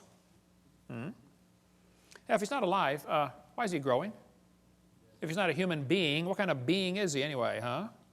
She says, honk if you're pro-choice. It's easy for her to be pro-choice. She's already been born. I don't know if you ever thought about this, but did you know everybody that ever voted for abortion has already been born? Think that one through. They say, well, abortion's legal. Well, that doesn't make it right. 1936, the German Supreme Court declared Jews in Germany are not persons. By the way, that word person is a very tricky word. You be real careful that you never answer a legal document. They say, are you the person responsible? Oh, no. A person is an artificial corporation. None of you are persons. That's a dangerous word. So is resident. That's a dangerous word. Where's your residence? Oh, I don't have a residence. I have a house. I don't have a residence. It's a legal term. Just watch for those. But 1936, the German Supreme Court said, Jews are not persons. That opened the way to allow Hitler to kill the Jews. 6 million, at least, Jews were killed. I read lots of books about Hitler. I've been to Germany a couple times. Hitler said, I have the right to exterminate an inferior race that breed like the vermin. Hitler thought the Jews were an inferior species. He said the Germans are the superior race that deserve to rule the world. Hitler was killing the Jews to make more living space for the Germans. He sought to make the practice of Germany conform to the theory of evolution. Hitler said, if you want these criminals, I'll send them to you on luxury ships. You know, in 1938, the Jews could have been saved, but America refused to take them. Every country but Sweden refused to take the Jews. Hitler's book and his mind was captivated by evolutionary thinking, probably since he was a boy. Evolutionary ideas lie at the basis of all that is worst in Mein Kampf. Hitler thought it was the duty of the strong to trample the weak. In his book, Hitler said, nature does not desire the mating of weaker with stronger individuals, even less does she desire the blending of a higher with a lower race. Who's a higher race, Adolf? He kept talking about the mingling of Aryan blood all through his book. He talked about Aryan races, lower peoples. Well, I found Hitler's hit list. Hitler thought the blonde-haired, blue-eyed Norwegians were close to pure Aryan. Did you get all that? The blonde-haired, blue-eyed Norwegian. Hvordan står det til I dag? Ja, sure you betcha. Oof, da hey there, fella. He thought the Germans were mostly Aryan. The Mediterraneans are slightly Aryan. The Slavics are half Aryan, half ape. Orientals are slightly ape. Black Africans are mostly ape. And Jews are close to pure ape. Hitler killed the Jews to speed up the evolution process. Let's eliminate the inferiors. Anybody know where the Olympics were held in 1936? Berlin. Anybody know who won the most gold medals? Jesse Owens, the black American athlete. Hitler was so angry, he said, it's not fair to make my men race against this animal. Hitler said, "I regard Christianity as the most fatal, seductive lie that ever existed." Well, that's because he thought biological evolution would weed out the religion and be a weapon against religion, because the Bible teaches all nations are of one blood. And if you think you are superior to somebody because of the color of your skin, number one, you're wrong. Number two, you're stupid. Okay? Number three, you're not right with God. Okay? We cover more on the races, and there's no such thing as races. It's just skin colors on video number 7. I stood in the courtroom in Nuremberg where they held the trial years ago. Those guys on trial said, "We did nothing illegal. We were just obeying orders."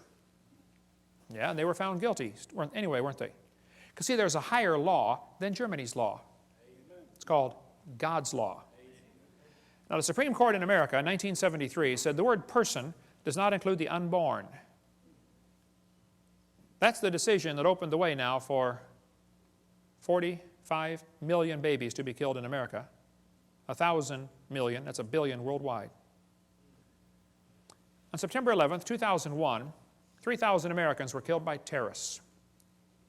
We spent billions of dollars trying to hunt them down and kill them, right? You know what else happened September 11th, 2001? 4,500 Americans were killed by abortionists. 50% more, and nobody said a word. The next day it happened again. We've had a September 11th tragedy every day ever since. Have we gone nuts? Margaret Sanger started a group called Planned Parenthood to eliminate the inferior species. She wanted to wipe out the blacks, the Jews, and the Orientals. She thought they were human weeds. We could spend all day on Margaret Sanger, but they thought that, just like Hitler said the Jews are a parasite in the body of nations, Margaret Sanger said the unborn child is a parasite in the woman's body. No, it's a child, okay? It's a baby. We could spend all day on Margaret Sanger. We don't have to take time for that now, but this is a Planned Parenthood document from 1952. They said, "Your question's answered about birth control." What is birth control? Is it an abortion? They said, "Oh, definitely not. An abortion requires an operation. It kills the life of a baby after it has begun." Well, you bunch of hypocrites at Planned Parenthood. Now they're the biggest funder of abortions in the country. These 6 things doth the Lord hate. Hands that shed innocent blood. God hates this. "Cursed be he that taketh reward to slay an innocent person." And all the people shall say, Amen. Amen. Your textbooks are going to tell you kids that you have an appendix that is vestigial. You don't need it anymore. That's a lie. You need your appendix. The appendix is part of your immune system. Here's an article on the web from University of Chicago. Ask a scientist. Nancy writes in and says, "What is the function of the appendix in a human before it is taken out through surgery?" This lady writes back and says, "The appendix has no known function." She's way behind the times on that one. She goes on to say, "It is believed that the appendix will gradually disappear in human beings as our diet do not includes cellulose no more."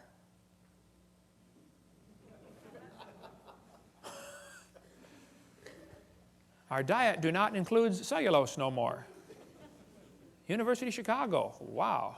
Good place to get an education. Not in English, apparently. But in the first place, this is not true, okay? The appendix is part of your immune system. You need your appendix. The appendix activates killer B cells like your thyroid activates killer T cells.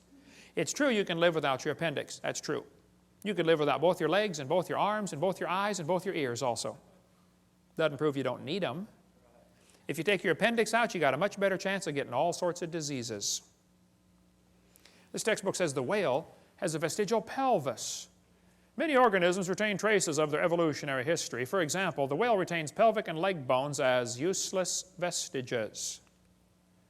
National Center for Science Education teaches, Bossy the cow evolved to blowho the whale.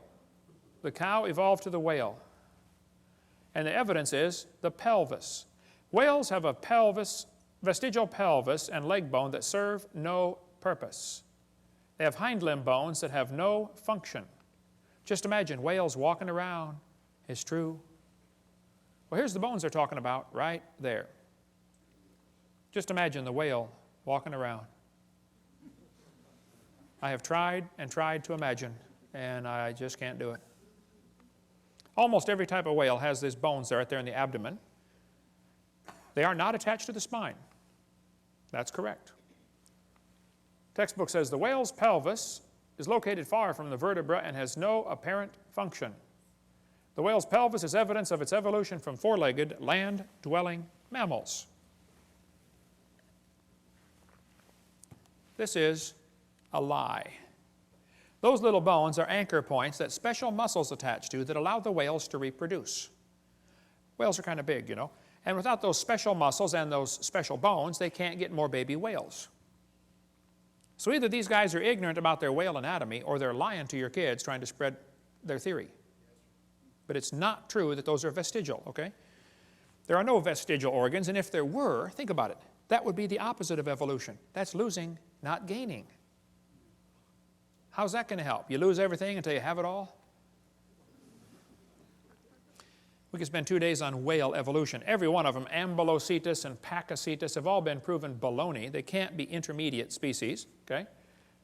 The authors were certain the feet were enormous, even though nothing was found. Basilosaurus could not possibly have been ancestral to any of the modern whales. Pakicetus was made from one small piece of jaw, a small piece of skull, a small piece of jaw, and a few teeth. You find a little bit of jaw, a little bit of skull, a couple of teeth, and you know that it's half whale, half something on land? That's kind of a stretch, don't you think? We'll cover more on that later, but there's all kinds of stuff on our website about this. I've got in my museum a 15.5-foot python snake skin. If you look at the south end of that snake skin, it's got a couple claws attached to a little 2-inch bone going up inside the snake's body.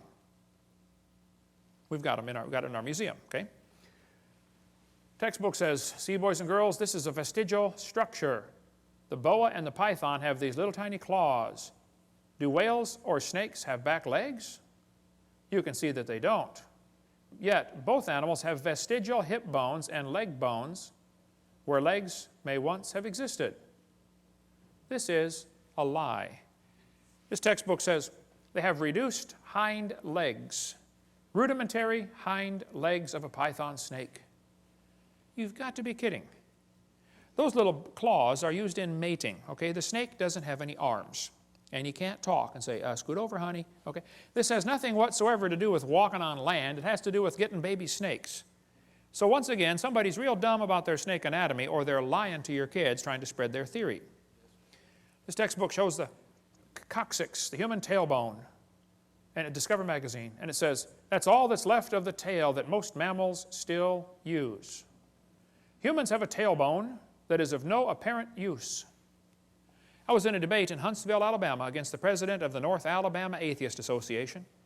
He got up in front of God and everybody and said, folks, I've got proof for evolution. Humans have a tailbone they no longer need.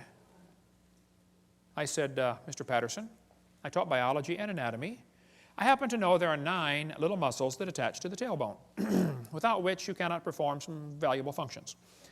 I won't tell you what they all are, but trust me, you need those muscles. I said, now, if you think the tailbone is vestigial, I, Kent Hovind, will pay to have yours removed. Bend over. Critical thinking, this book says, 2005 edition. At the end of your backbone is a coccyx, a few small bones that are fused together. Could the human coccyx be a vestigial structure? Or is it the start of a newly evolving structure? That's thinking critically. They give the kids 2 answers, 2 options, both of which are wrong. There's a third option, you know. Maybe it's fine just like it is. Notice they don't give that as an option, do they? Maybe it was designed to support your colon and support your lower back for posture when you sit, and 5 or 6 other things you can read your Gray's Anatomy about, okay? They say, aren't babies born with tails once in a while? No. Well, that baby's got a tail right there. No, he doesn't. It's not a tail. That's just fatty tissue. There's no bone, no muscle, no cartilage. It's not even lined up with the spine. It has to do with the way the baby develops inside the mother. There's fat around the nervous system to protect it until the bone grows around it. Generally, the fat is resorbed into the system as the baby grows and develops bone. But on extremely rare occasions, the fat is excluded outside the body like a big wart. So what you do, you cut it off, sew it up, put a diaper on the kid, and send him home. It's just nothing like it's just like a wart. That's all it is. Cut it off. It's not a tail. This one says the coccyx is a small bone at the end of the human vertebral column. It has no present function and is thought to be the remainder of bones that once occupied the long tail of a tree-living ancestor. They told me when I was a kid, man used to have a tail, but he lost it because he didn't need it. I thought, didn't need it. Have you ever thought how handy a tail would be?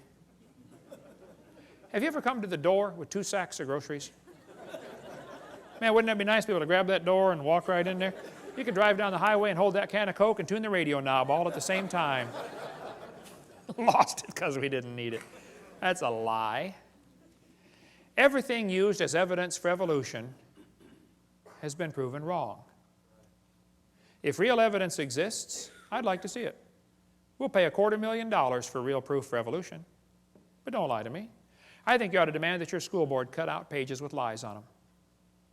Don't put up with that stuff. I was speaking at University of West Florida, and this one biology teacher said, Hovind, I don't think we should deface textbooks. I said, what do you mean? He said, well, tonight you said we should cut out the pages with this stuff on it. We shouldn't deface a textbook. I said, well, sir, suppose you were teaching math and you found a book that said 2 + 2 is 5. What would you tell your students to do? He said, I would tell them to mark out the wrong answer and write in the right answer. You would deface a textbook? I said, now, sir, you teach biology, don't you? He said, yes, I do. I said, well, suppose you found one of your textbooks that taught the embryo has gill slits or the snake has a vestigial pelvis or, all this stuff I covered tonight. Are you going to tell your kids to tear that page out? He said, oh, no. I said, would you tell them to mark it out and then write something in the column that it's not correct? He said, no. I said, would you at least put a warning sticker in the front cover that said, hey, kids, the information on page 85 is wrong? Would you at least warn them? He said, oh, no. I said, you would correct a math book, but you won't correct a biology book. I said, you, sir, are a hypocrite. And the folks in this county need to help you get a different job picking peaches or changing tires. But you got no business taking our tax dollars to lie to these kids coming through your class. We're paying for this school. Why don't you be respectful and resign or quit lying to the kids? You say, Hovind, you don't have much tact. Oh, I made full contact with that guy, that's for sure. Okay. Evolution is unproved and unprovable. We believe it because the only alternative is special creation. They just don't want to believe this. They don't want to believe in creation. And they're willing to believe a lie rather than believe the truth, just so they can support their wicked lifestyle. Psalm 94 says, he that formed the eye, shall he not see? God formed the eye. Eyeballs are incredibly complicated. Charles Darwin said, to suppose that the eye could have been formed by natural selection seems, I freely confess, absurd. But then he goes on for 3 or 4 pages and says how he thinks it happened anyway. Your eyeball's amazing. You know, at the back of your eye, there are 137 million light-sensitive cells in 1 square inch, called your retina, all of them wired straight to the brain. How would you like to hook up 137 million electrical connections in 1 square inch? My Heavenly Father did. He's pretty smart, isn't he? Now, I debated one atheist one time, and he said, Hovind, the eye is an example for evolution because it's poorly designed. I said, what on earth are you talking about? He said, well, the light comes into your eye, and then it goes through blood vessels in front of the retina. He said, that's wired backwards. He said, the octopus has a much better eye because their blood vessels are behind the retina. I said, sir, let me just explain something to you, okay? I said, we live in the air. Now, air is a pretty poor insulator for UV light. So your body is designed with the blood vessels in front of the retina. That's your body's last defense against ultraviolet light. Now, octopus live in the water, okay? Water blocks UV light, so they don't need their blood vessels in front. See, we're designed for living in air, and they're designed for living in water. Now, if you want to swap eyes with an octopus, you just go ahead, sir, but you're going to be blind in a few days, okay? because they don't have the blood vessels in front to block the UV light. What a dumb evidence for evolution. What they're trying to say is, well, God wouldn't do it this way, so it must have evolved. Well, that's a silly argument for evolution. Maybe you just don't understand why it was designed that way. I think man's understanding of the human body is about like putting a 5-year-old kid under the hood of your car and saying, hey, kid, take out whatever this thing doesn't need. You don't know what any of it does. You can take it all out, right? You know, your eyeball's amazing. It would take a minimum of 100 years of Cray computer time to simulate what takes place in your eye many times every second. Eyeballs are amazing. But this textbook says, the complex structure of the human eye may be the product of millions of years of evolution. Why doesn't God get the glory for what He did? This textbook shows the kids a bird eye and a reptile eye, and it says right up here, boys and girls, you can better understand how the eye might have evolved if you picture a series of changes. You have to imagine how it happened. Just imagine the eye changing. That's not science, imagining how it happened. Where's the evidence? See, evolution only takes place in the imagination. Never takes place in reality. They're lying to you, okay? He that formed the eye, shall he not see? Science deals with things we can observe and study and test. You don't observe anything about evolution. If you have something that's designed like an eyeball, it demands a designer. If painting is proof there was a painter, even if you never see the guy. A building is proof there was a builder, and a watch is proof there was a watchmaker, and design, the creation, is proof there was a creator. See, design simply demands a designer, period. The invisible things of Him from the creation of the world are clearly seen. They are without excuse, the Bible says. There's no excuse. The psalmist said, when I consider the heavens. You know, God knows that the study of science will draw us to Him. Satan knows that too. So Satan has worked really hard in the field of science to make sure it pushes kids away from God. And we need some good godly science teachers to get involved in the school system and turn this thing around, okay? And by the way, we can prove the existence of God by the impossibility of the contrary. It's impossible that there not be a designer. It's just not possible. There had to be a designer, okay? I like to show evolutionists this picture. I say, guys, here we have, as far as I know, the world's largest rock group. You know of a bigger one? I'd like to see it, okay? I'll say, do you think there's any way George Washington's face could have appeared on this rock by chance? I say, no, it was designed by a guy named Borglum. It took him a long time to build it. Okay, very good. Now, let me ask you a question. You say there's no way this face could appear on the rock by chance. You don't think wind could have done that? Abrasion, exfoliation, thermal expansion of the rock? Nothing? Nope. Happened by design. Okay. Now, let me ask you this question. Do you think George Washington himself, with 50 trillion cells in his body and all these complex systems, happened by chance? I say, yeah. Now, wait. You don't think his face could appear on a rock by chance, but you do think his whole complex anatomy could happen by chance. Are you dumb in any other area, or is that the only one, you know? Then they tell kids that plants are adapted to their environment. Adapted? Yes, boys and girls, gills are an adaptation to living in water. Oh, well, how did they live before they adapted the gills? Well, you see, Mr. Hovind, for millions of years, they all died. None of them lived until they adapted the gills. Oh, I see. Why don't they say it's a design feature? See, they avoid using the word designed because then some kid's going to say, who's the designer? Adaptations for living on land. Legs. Oh yes, boys and girls. Legs support the body's weight as well as allow movement from place to place. Well, that's true. It doesn't prove they adapted by themselves, though. Lungs. Oh boy, the delicate structure of a fish's gills depends on water for support. On land, lungs carry out gas exchange. That's true. That's not proof one changed to the other, though. They just make this mental, imaginary connection in the kids' minds. I've got a Casio DataBank stopwatch, watch, okay? Holds 300 phone numbers. It's a calculator, stopwatch, an alarm clock, and a countdown timer. It does not tell time. I have to look at it. But it's a pretty amazing machine. $70 at Walmart.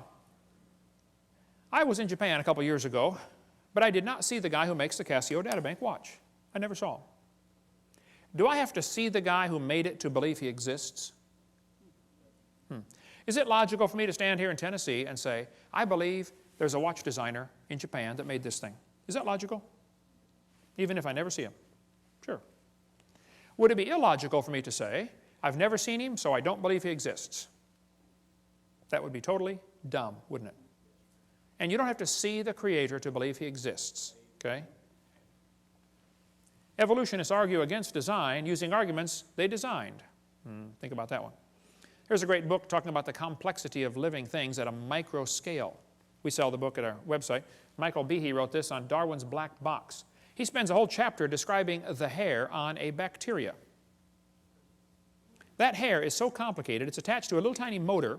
The motor is so tiny that 8 million of them would fit in the cross-section of a human hair, but the motor turns 100,000 RPM. Let's see you build a motor like that. Pretty amazing. And as things get smaller, the world they live in feels more sticky to them. The viscosity of the fluid seems greater. So a bacteria swimming through water is about like a person swimming through peanut butter.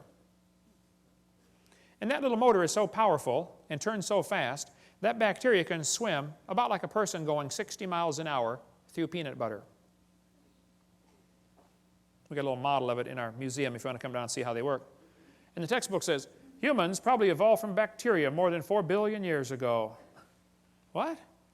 They can swim through peanut butter 60 miles an hour. We should sign them up for the Olympics, man. We evolved from them. We're getting worse, not better. It's a lie. Nothing this small and complex could have happened by chance. This is a great book that we sell in our bookstore. Just simple illustrations. Could a box evolve? Could an ink pen evolve? Could a paperclip evolve? It just goes through a bunch of simple things and show it just can't happen, okay? Then they talk about the origin of life. Yes, boys and girls, how living things started from non-living matter. This is pure baloney, how they teach this in the books. We're going to cover that after a quick break. Cover a few more lies in the textbooks and then tell you what you can do about it. Some practical steps to fix the problem right after the break. Welcome to the continuation of our session on lies in the textbooks. In the last 2 sessions, we covered 15 lies found in the typical textbook. I taught high school science for 15 years, and I'm not against science, I'm not against schools, I'm not against teachers, but I'm against lies. Just don't lie to the kids, okay? The Bible says in the book of Proverbs, cease, my son, to hear the instruction that causeth thee to err from the words of knowledge. Don't listen to things that are simply not true, okay? Get the lies out of the books. The Bible says God created all things, and it says, heaven is my throne and earth is my footstool. Hath not my hand made all these things? God made everything. And the Bible says God formed the entire world. The Bible says God created great whales and every living thing. Now, the textbooks in school are going to teach your kids that every living thing happened by itself. They're not going to teach them God created every living thing, that's for sure. Here's a textbook that says, the history of life on earth began about 3.5 billion years ago. How this occurred has been and will continue to be a topic for inquiry. Let me give you the Hovind translation of what they just said. What they just said is, it's okay to inquire how it evolved. It is not okay to inquire if it evolved. Hey kids, you're allowed to research, how did evolution happen? And if some kid says, well, maybe it didn't happen at all. Oh, shut up, kid, you're out of my class, okay? The only way you can research is, how did it happen? You cannot even ask the question, did it happen? That's not education. That's indoctrination, okay? I'm sick and tired of paying for that stuff. Now, nobody knows how a mixture of lifeless chemicals spontaneously organize themselves into the first living cell. Paul Davies said, nobody has a clue how life got started from non-living material by itself. There is not even a good theory how it can happen, but the textbooks are going to teach your kids it just happened, okay? They just tell them, hey, it happened. And you can't even consider the option that maybe God made it. Here's what happened. Back in the 50s, 2 guys, Miller and Urey, decided to figure out how life evolved. So they took a mixture of chemicals and ran it through these tubes and tried to create life in the laboratory. The experiment's been duplicated many, many times, always been a failure, and always created more problems for the evolutionist. This textbook says, although he never proved how life originated, he did add evidence to the theory that life could have started by itself. That is a lie. All they did was create problems for the idea that life could have started by itself. This one says, swirling in the waters of the oceans is a bubbling broth of complex chemicals. Progress from a complex chemical soup to a living organism is very slow. Boy, it sure is. It don't even happen. That's how slow it is. There are several different articles that say life came from clay. Yep, got some clay together and poof, came alive on the bottom of the ocean. They did not address the origin of life in Darwin's book, and it's never been figured out since how life could have started. What he did is he took these 4 chemicals and put them in these glass tubes, made them circulate around, and tried to create life in the laboratory. This textbook says, many important events occurred during the Archean era, the most important of which was the evolution of life. Progress from complex molecules to the simplest living organism was a very long process. I guess so. If you give it billions of years, somehow it looks more reasonable, you know. This one says, the first living cells emerged between 4 billion and 3.8 billion years ago. There is no record of the event. But you better believe it, and you're going to be tested on it. The first self-replicating systems must have emerged in this organic soup. So great-great-great-great-grandpa was soup. This is one of the lies in the textbooks you kids have to face. Nobody has a clue how life could have gotten started by non-living chemicals. Even Haeckel confessed, he's the guy we talked about in the last session, that made up the idea that the embryo has gill slits, you know, so they could justify abortion. Haeckel said, he claimed that spontaneous generation must be true, not because it had been proven in the laboratory, but because otherwise it would be necessary to believe in a creator. Well, Ernst, I'm sorry, bud, that's just the way it goes. Okay, there's a creator, whether you like it or not, okay? So have they really produced life in the laboratory? Oh, they haven't even come close. Here's what they did. They took 4 gases. They took methane, ammonia, water vapor, and hydrogen, ran them through these tubes, ran it through a spark chamber supposed to simulate lightning. And say, we're going to put them together and make life in the laboratory.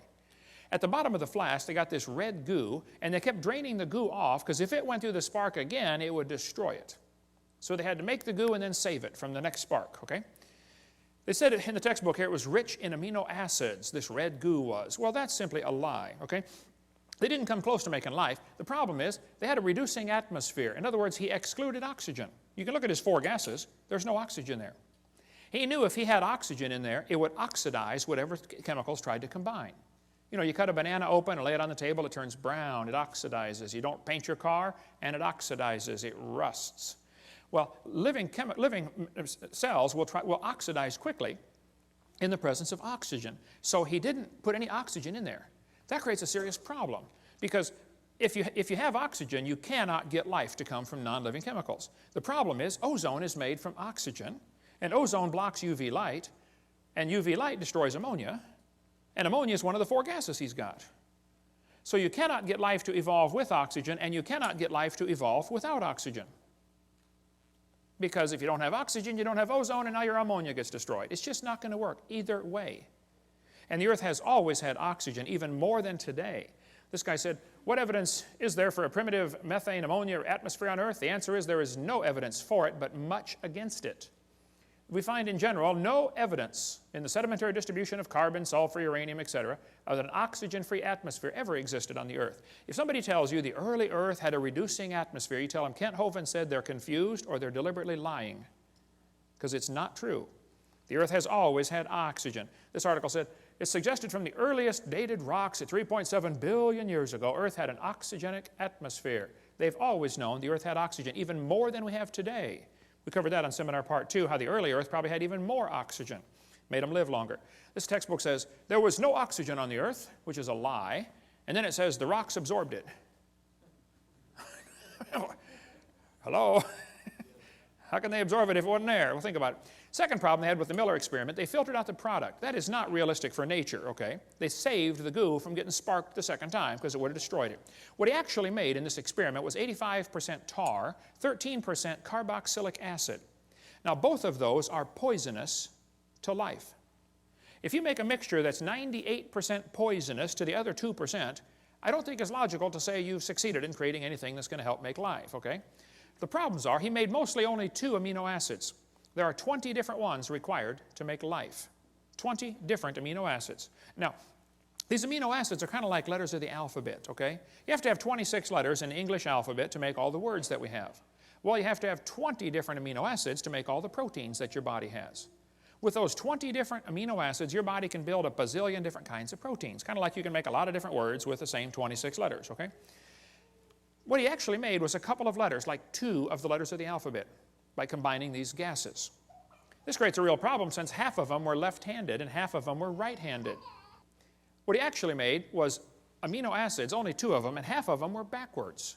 I mean, if I drop letters of the alphabet, there's a 50-50 chance some of them are going to land upside down. They don't do any good.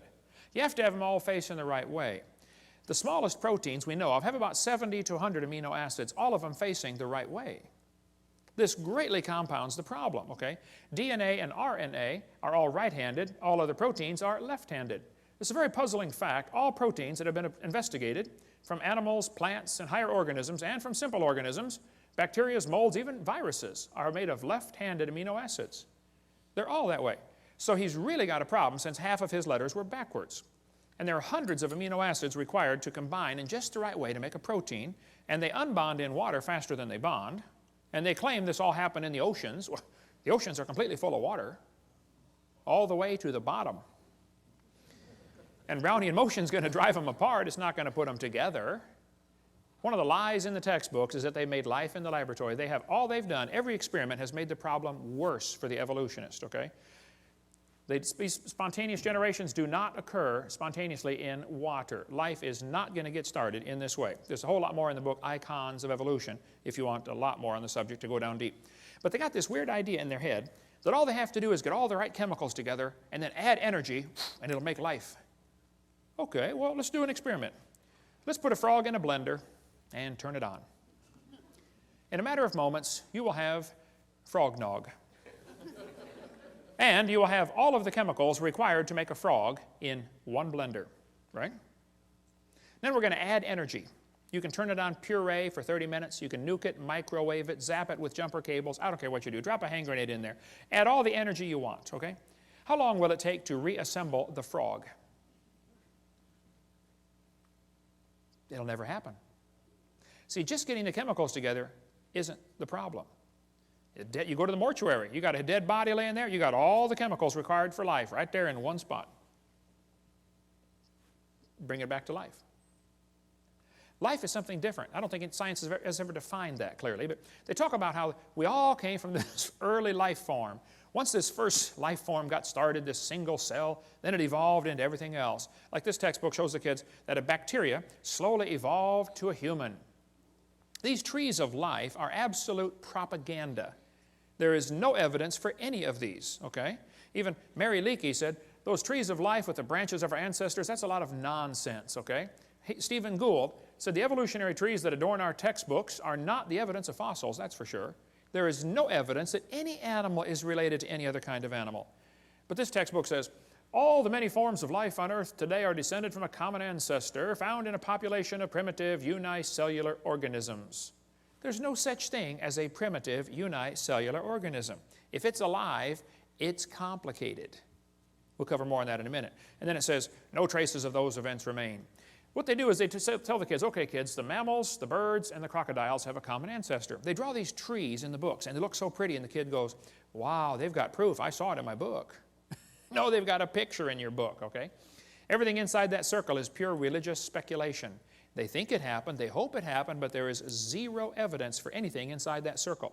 It's one of the lies you're going to have to face in your textbook. The Bible says if you offend one of these little ones, you'd be better off with a millstone about your neck. Go swimming. These folks teaching evolution are in serious trouble when they stand before God.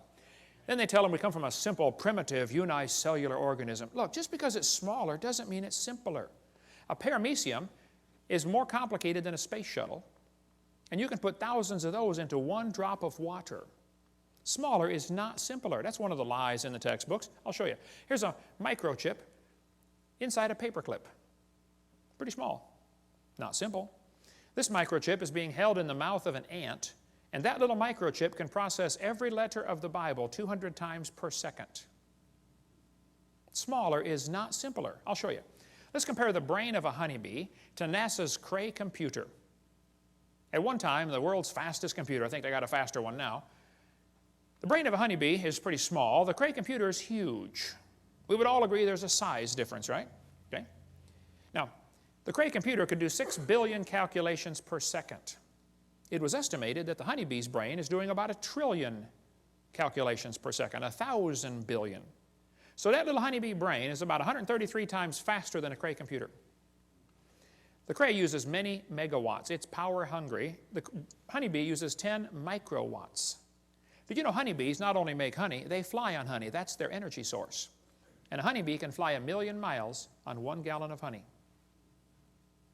How would you like a machine that gets 1,000,000 miles per gallon? Especially at today's price of gas, right? Fill up once and you're done for the rest of your life.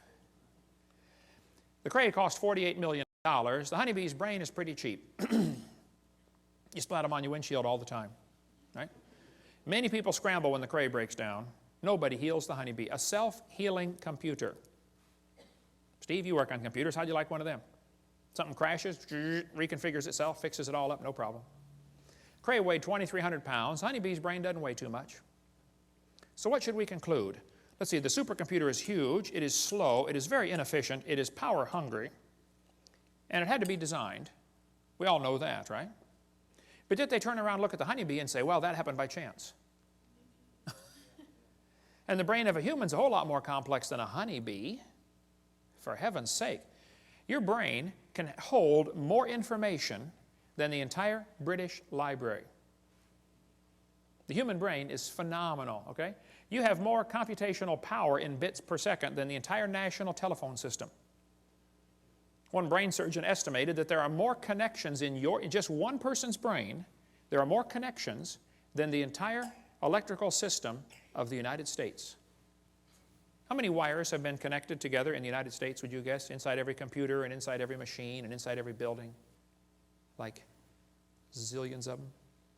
One brain has more than that. One professor told me that he believed in evolution, and I said, well, sir, do you believe your brain is nothing but 3 pounds of chemicals that got together by chance? He said, yeah.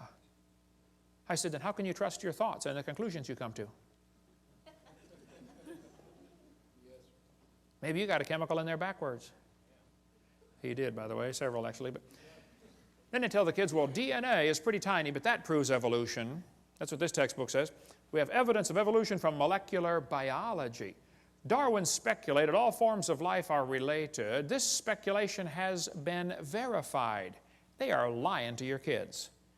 Nothing about DNA has helped with the evolution theory at all. DNA, which stands for deoxyribonucleic acid, is the most complex molecule in the universe. Unbelievably complicated molecule. That little DNA molecule, average person has 50 trillion cells in their body with 46 of those little molecules in each cell. 46 chromosome strands in each cell of your body. If you extracted all of it, it would only fill about 2 tablespoons.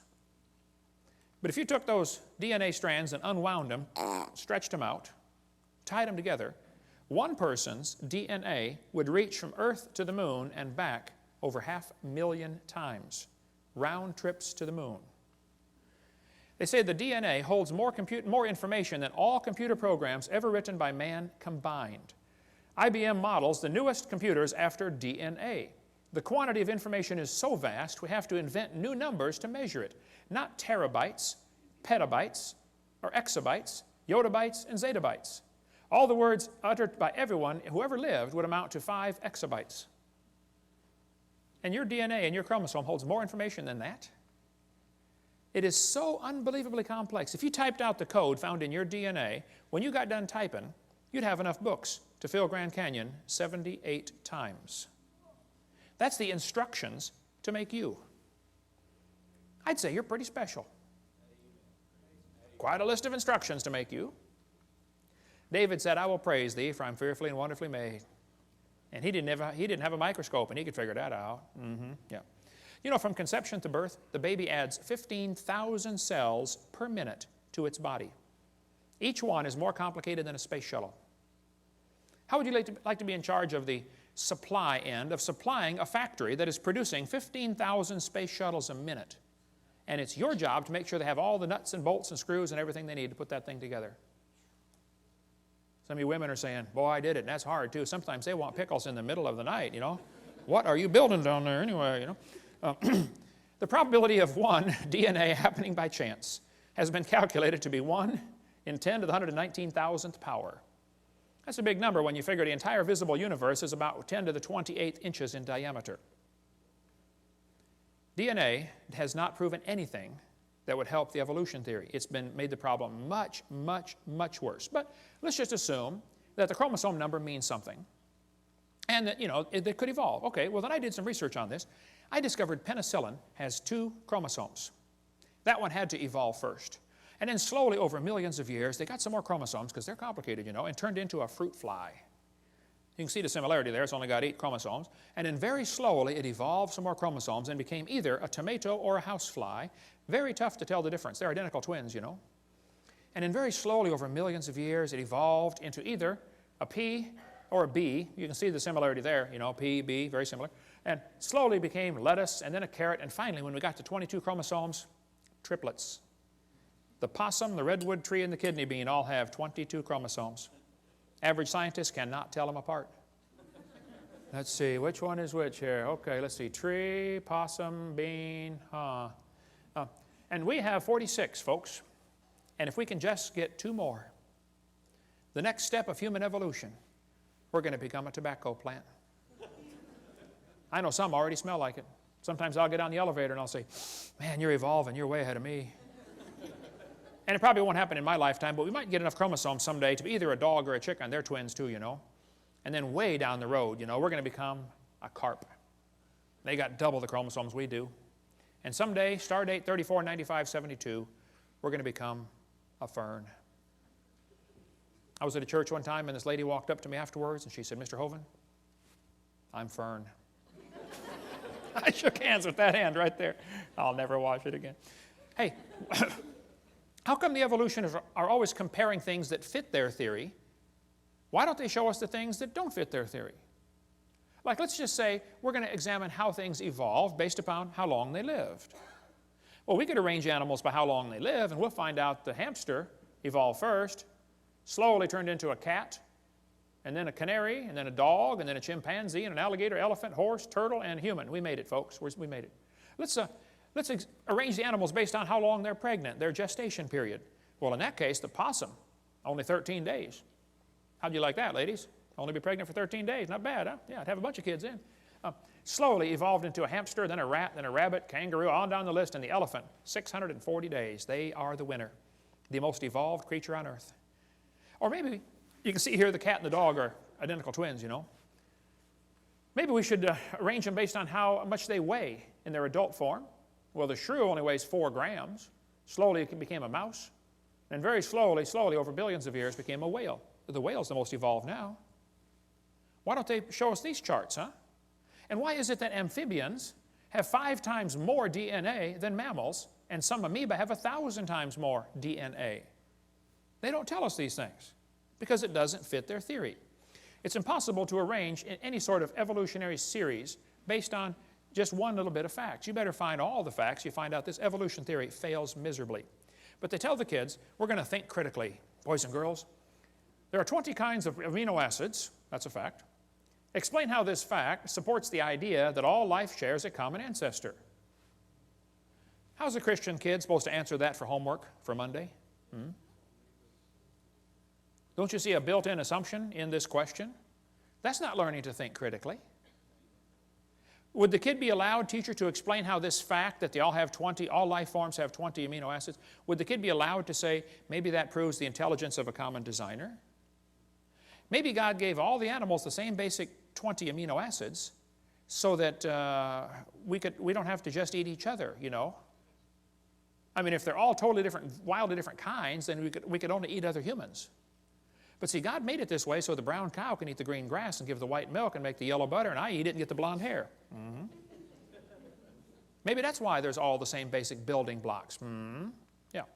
One of the lies they face in the textbooks is this idea that all these similarities prove a common ancestor. Well, let's pretend that it does, okay? This textbook says humans and orangutans are 96% similar, proving a common ancestor 15 million years ago. I don't think so. Humans and chimps have thousands of differences. Overall, this guy says the genetic difference is only 1.6%. Oh, that's what they used to think, but that's a lie. Barney Maddox was the leading genome researcher on this project. He said the genetic difference between human and chimpanzee is at least 1.6%. It doesn't sound like much, but calculated out, that's a gap of 48 million nucleotides. And a change of only 3 nucleotides is fatal to an animal. He said it's not going to happen. That's when they thought the difference was 1.6%. It's still too big of a gap. Now then, later they found out, oh, actually it's a 95% similarity, which is 5% difference. And just recently they said, oh no, wow, look at this, it's 7.7% difference. The difference, the more we study about this, the worse the problem gets for the evolutionist. Actually, it's becoming worse by the day. This result is based on only 1 million DNA bases out of 3 billion. They've only analyzed 1/3000th of the human DNA code. A very small percent has actually been analyzed. French and American scientists have mapped chromosome 14, the longest sequence to date, and the site of more than 60 disease genes. The feat enlisted nearly 100 researchers and marks the 4th of the 24 human chromosomes mapped so far. If somebody tells you they have mapped the entire human genome, you tell them Kent Hovind said they're mistaken or they're lying. Okay, they've only mapped a small percentage. Okay, then it says the French National Sequencing Center said the chromosome is comprised of more than 87 million pairs of DNA, all of which have been sequenced, so the chromosome's map includes no gaps. This is the longest piece of contiguous DNA sequenced.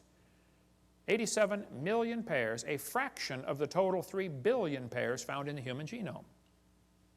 They still don't know how much there's in there, and it's already 7.7% difference. This researcher said, human genome is littered with up to 20,000 pseudogenes. That proves evolution. I get this in debates all the time. They'll say, what about the pseudogenes? I said, there's no such thing. They say, well, yeah, there are thousands of pseudo, which means a false gene. It doesn't do anything. Oh, no. Those pseudogenes serve several purposes. Number one, they serve as decoys to draw poisons away from the real ones. Number two, they serve as backup mechanism. It's like your computer has an automatic backup. You know, if a piece of the memory gets destroyed, another one of those pseudogenes jumps right in, takes over. No, there's not. They took out some of the pseudogenes to see what would happen. They said, well, the mouse doesn't need these things. Let's take them out. And there's how they turned out. They were deformed terribly. No such thing as a pseudogene. The pseudogene may function as a decoy to lure away destructive enzymes. Discover Magazine of '03. We could spend all day on DNA sequencing, but you know, it could be. We have similar DNA to other animals because we have the same designer. You know, similar bridges would have similar blueprints, wouldn't they? Similar cars would have similar instructions on how to build them, how to make them. Man has a pretty good understanding of how cars work. My daddy started us boys off working on cars when we were, 7 years old. I've had 128 cars, I believe. I've rebuilt the motors, the transmissions, the wobulator shafts, the differentials, the high-speed Canooton valves, and the muffler bearings. I have a pretty good understanding of how cars work. But understanding the operation of a car does not explain the origin of the car. Big difference. See? Let's suppose your son turns 16. All of my kids did a few years ago. Your son comes up and says, hey, Dad, I got my license. Let me see that thing, son. Let me see your license. Come on. Wow, son, that's a lousy picture. It is a good likeness, though. He says, hey, Dad, can I drive the car? Well, son, your mom and I knew this day was coming. The car is a very complicated machine. Did you know there are 3,000 bolts required to hold a car together, and one nut can scatter it all over the highway? We don't think you're ready for the whole car, son. We're going to let you slowly evolve into the car. This year, we're going to give you 10%. Next year, maybe just a little more. Hey, what good is 10% of a car? That's what you put in a junkyard. How many things have to be right on a car to make it work? Like thousands of things? How many things would have to be wrong to make it stop working? Any one of the many thousands of things. Like not having the keys, not having any gas in it, Take the distributor cap off and run a pencil around the inside and put it back on. Boy, they'll never find that one. Take the spark plug wire off, put a doorbell wire in there, shove it back down, feed the doorbell wire through the firewall, and weave it through the fabric of the front seat. Do that when they're going on their honeymoon, get in the car. Wow, let's go, honey. Bam! Ooh. Whoa, what was that? Okay.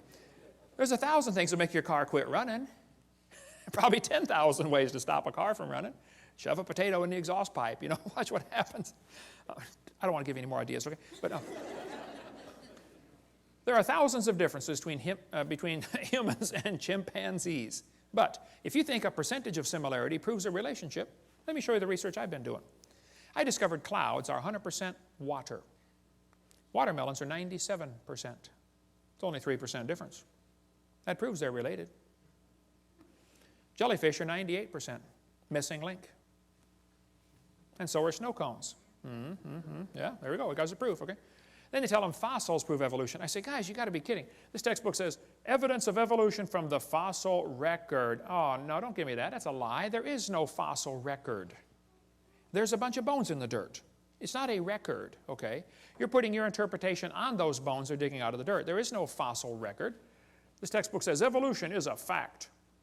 The fossil record provides some of the strongest evidence that species evolved over time. This is silly. There is no fossil record. You don't look back into time. You look at a bunch of bones you dug out of the dirt. And you put your interpretation on them, okay? Fossils only exist in the present. They don't exist in the past. I mean, you're digging them up and it's 2005, okay? You can't say, wow, this fossil is 40 million years old. You don't know that. Okay? All we do is put our interpretation on the fossils. But the kids are taught fossils contribute to our understanding of evolution. Kids, keep in mind, dead animals do not reproduce or evolve. Darwin said, if my theory is true, numberless intermediate species ought to have be found in the fossil record. Well, I'm sorry. This guy said, since Darwin, many of these links have been found. Oh, they are lying to you. No missing links have been found. Even David Ropp, who believes in evolution, says, in the years after Darwin, his advocates hoped to find predictable progressions. In general, these have not been found. Yet the optimism has died hard, and some pure fantasy has crept into textbooks. You're kidding. Fantasy in the textbooks? That's a fancy word for a lie. Okay? And we could spend 2 days on the fossil record. There's no fossil record, and there are gaps all over the place. Every place where there ought to be something, they find nothing. No evidence for how the whale evolved, or how the birds evolved, or how the flowering plants evolved. No evidence whatsoever. If you find a fossil in the dirt, all you know is it died. You couldn't prove it had any kids. And you sure couldn't prove it had different kids. And why would you think a bone in the dirt can do something animals today cannot do?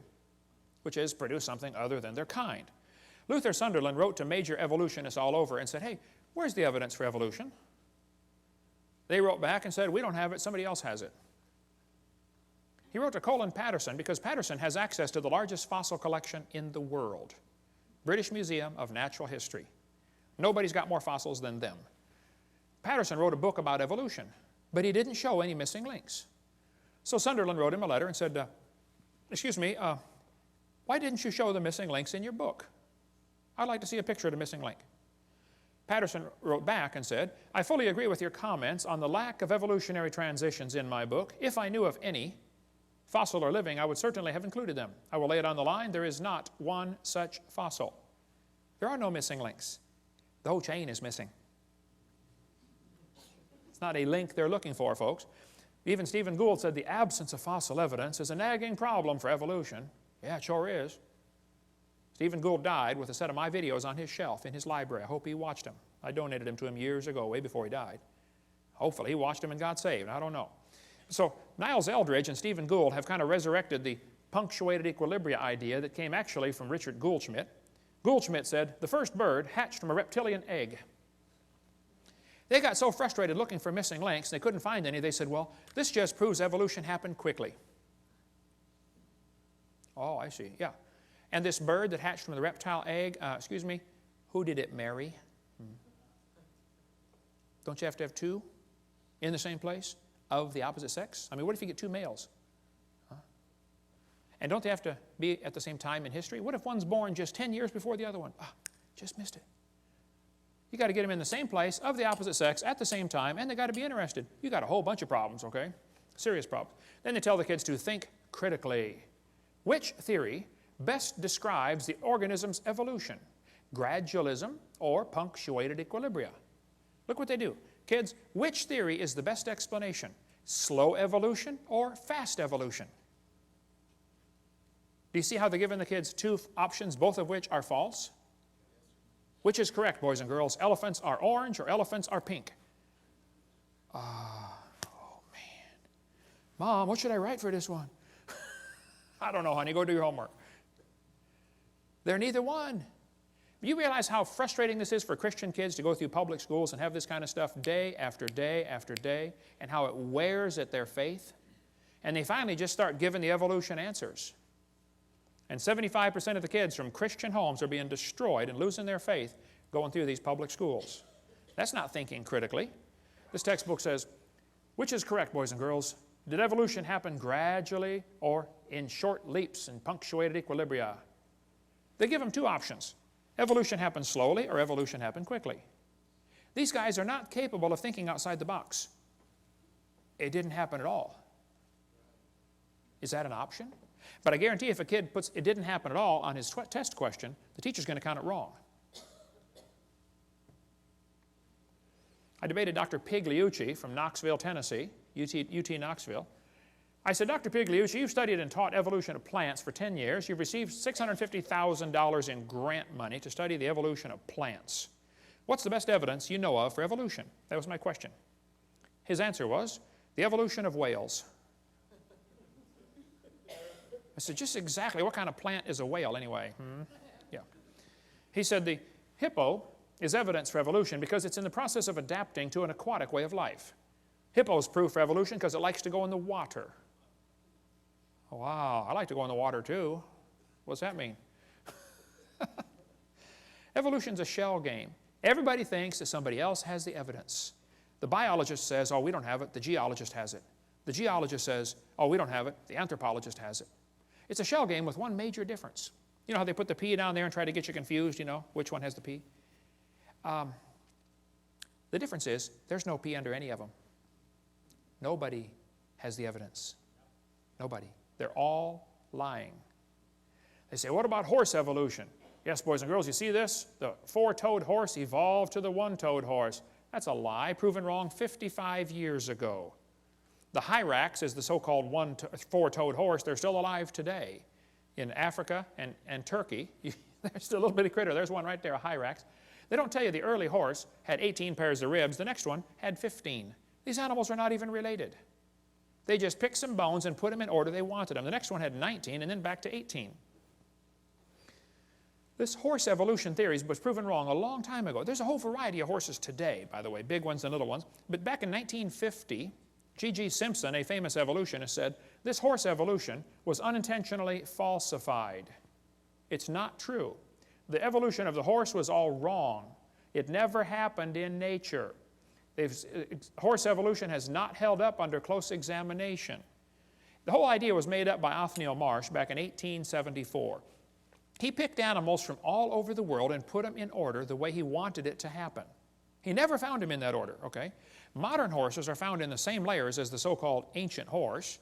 The ancient horse is just an animal still alive today in Turkey and East Africa. The ribs, toes, and teeth are different. In South America, the fossils are in the reverse order. Real problem. They're never found in the order presented in the textbooks. Tulsa Zoo finally took out their display because a friend of mine wrote him a letter and said, hey, why do you have the horse evolution on display? I've got the letters here somewhere. Did you get those out, Steve? They're in the suitcase? Okay. You can come read those later. He wrote him a letter and said, guys, your horse evolution thing was proven wrong like 50 years ago. You know, would you please remove the display? And they said, we don't have the funding to remove it. So he went to a sign shop and got a bid for a sign, $60 or something, that says, we'll take this, the sign would say, we will take down this display as soon as we receive the funding, because the display is not accurate. He went into the curator at the zoo and said, here's $60 for the sign. This guy will make the sign. When would you like it delivered? He said, what's this? Oh, you're going to take down, we're going to take down the display when we get the funding. Yeah, he said, you ought to at least warn the people, you know, the display's not right. Well, they didn't take it down. Finally, I forget, 2,000 people signed a petition saying, get this thing out of our zoo. It came on the evening news, 10 o'clock one night. Tulsa Zoo has a false display. Next morning, it was gone. They found the funding. 6 months later, they put it back up. Yale University still has their horse evolution on display, proven wrong 55 years ago. Get more on the horse evolution in the book Icons of Evolution. Just because you can arrange animals in order, that doesn't prove anything. Even if you find them buried in a certain order, that doesn't prove anything. If I get buried on top of a hamster, does that prove he's my grandpa? No. Order of burial means nothing. But if you think you can arrange things and that somehow proves something, okay. I've been doing a lot of research on the evolution of the fork. I've pieced together fragmentary evidence for a long time. I believe, after studying this very intently, that the knife evolved first. Slowly, over millions of years, great geological pressures squeezed it and made it concave on one side, convex on the other, and squeezed it into a spoon. And then slowly, erosion cut grooves into the end and turned it into a fork. I knew I was onto something here, but I felt like I had a missing link, particularly between the spoon and the fork. I just couldn't find it. Till one day I was flying to Connecticut on U.S. Air. I was 30,000 feet off the ground, and the stewardess walked down the aisle and just handed me the missing link. I don't think she knew what she had, but my trained scientific eye picked it up right away. I said, wow, this is it. I've got it. I stuck it in my pocket. Later that day, I went to Popeye's Chicken and found another one. There they are, folks, the missing links. So the evolution of silverware is nearly complete. Of course, we got a few mutants along the way, didn't quite survive for some reason, and of course, people found out I was doing research on this. They all wanted to be famous, so they tried to get in on the glory. They sent me their research. This one was an obvious fork head on a spoon handle. I mean, look, it didn't get by me. I caught it right away, They don't get stuff. I don't fall for stuff like that. Even the races, of course, evolved along the ways. But look, if you want to arrange things, you can turn a cat to a cot to a dot to a dog by changing one letter at a time. You can play with this for a while and turn yourself into a fool when you're done. They say dinosaurs turned to birds. There are very few ideas as dumb as this one. The Bible says God made the birds on day 5. He made the reptiles on day 6. Evolution says reptiles came first and then the birds. Everything about evolution is backwards to the Bible. Everything. But this article says, dinosaurs alive as birds, scientist says. Oh, wow, scientist says. Well, that proves it right there. Just like it gives some kind of authority. Wow, scientist says. This is absurd. Everything about the bird evolution is baloney, okay? Archaeoraptor was listed in 1999 as the missing link.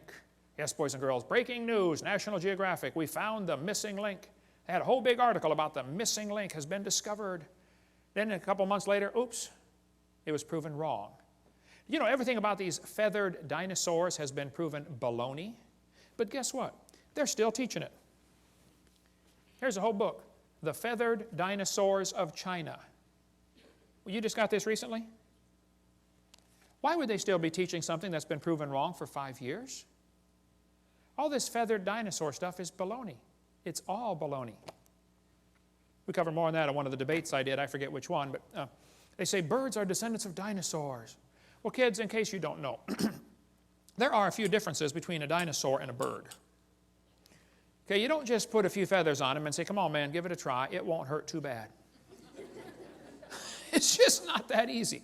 See, reptiles have 4 perfectly good legs. Birds have 2 legs and 2 wings. So if his front legs are going to change to wings, somewhere along the line they're going to be half leg and half wing. Which means on that particular day he can't run anymore and he still can't fly yet, so he's got a real problem. Serious problem. They say Archaeopteryx is proof for evolution. You got one here on the table, brother, Archaeopteryx. Whenever you buy a bag of dinosaurs, they almost always stick one of these in there. Archaeopteryx.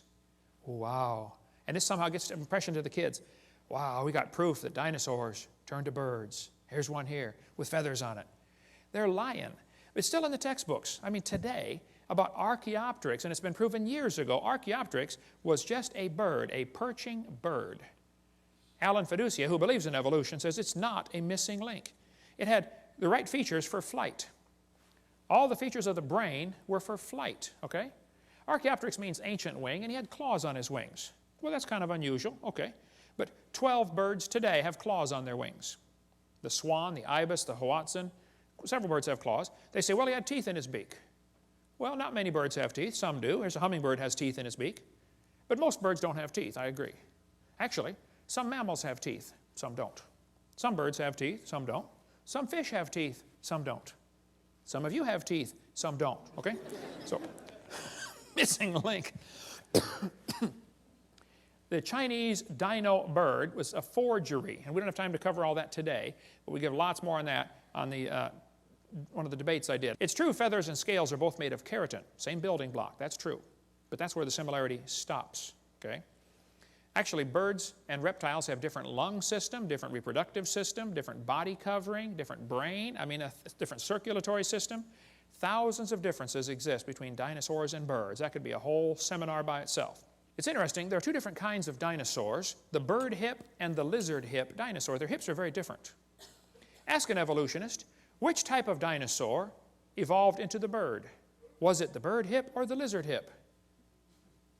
And they will probably kind of hang their head and quietly say, well, it was the lizard hip. Oh, so now the hip's got to turn around backwards too. In addition to the billions of other changes you got to make, there's no evidence of how dinosaurs evolved to birds. None. Zero. So who's right? Well, Richard Dawkins said, it's absolutely safe to say if you meet someone who claims not to believe in evolution, that person is ignorant, stupid, or insane, or wicked. Sounds like he's open for a discussion. When I went to England, we tried everything to get to debate Richard Dawkins. He refused. He hung up on my secretary. His secretary hung up on me when I called back. Jesus said, you shall love the Lord your God with all your mind. There's no mental reason to reject Christianity. It's a logical deduction to say, hey, there must have been a designer. You see something complicated like this world, you say, hey, must have been a designer. Evolution's not a fact. It's not even a good theory. It's not even a hypothesis. It's a metaphysical research program.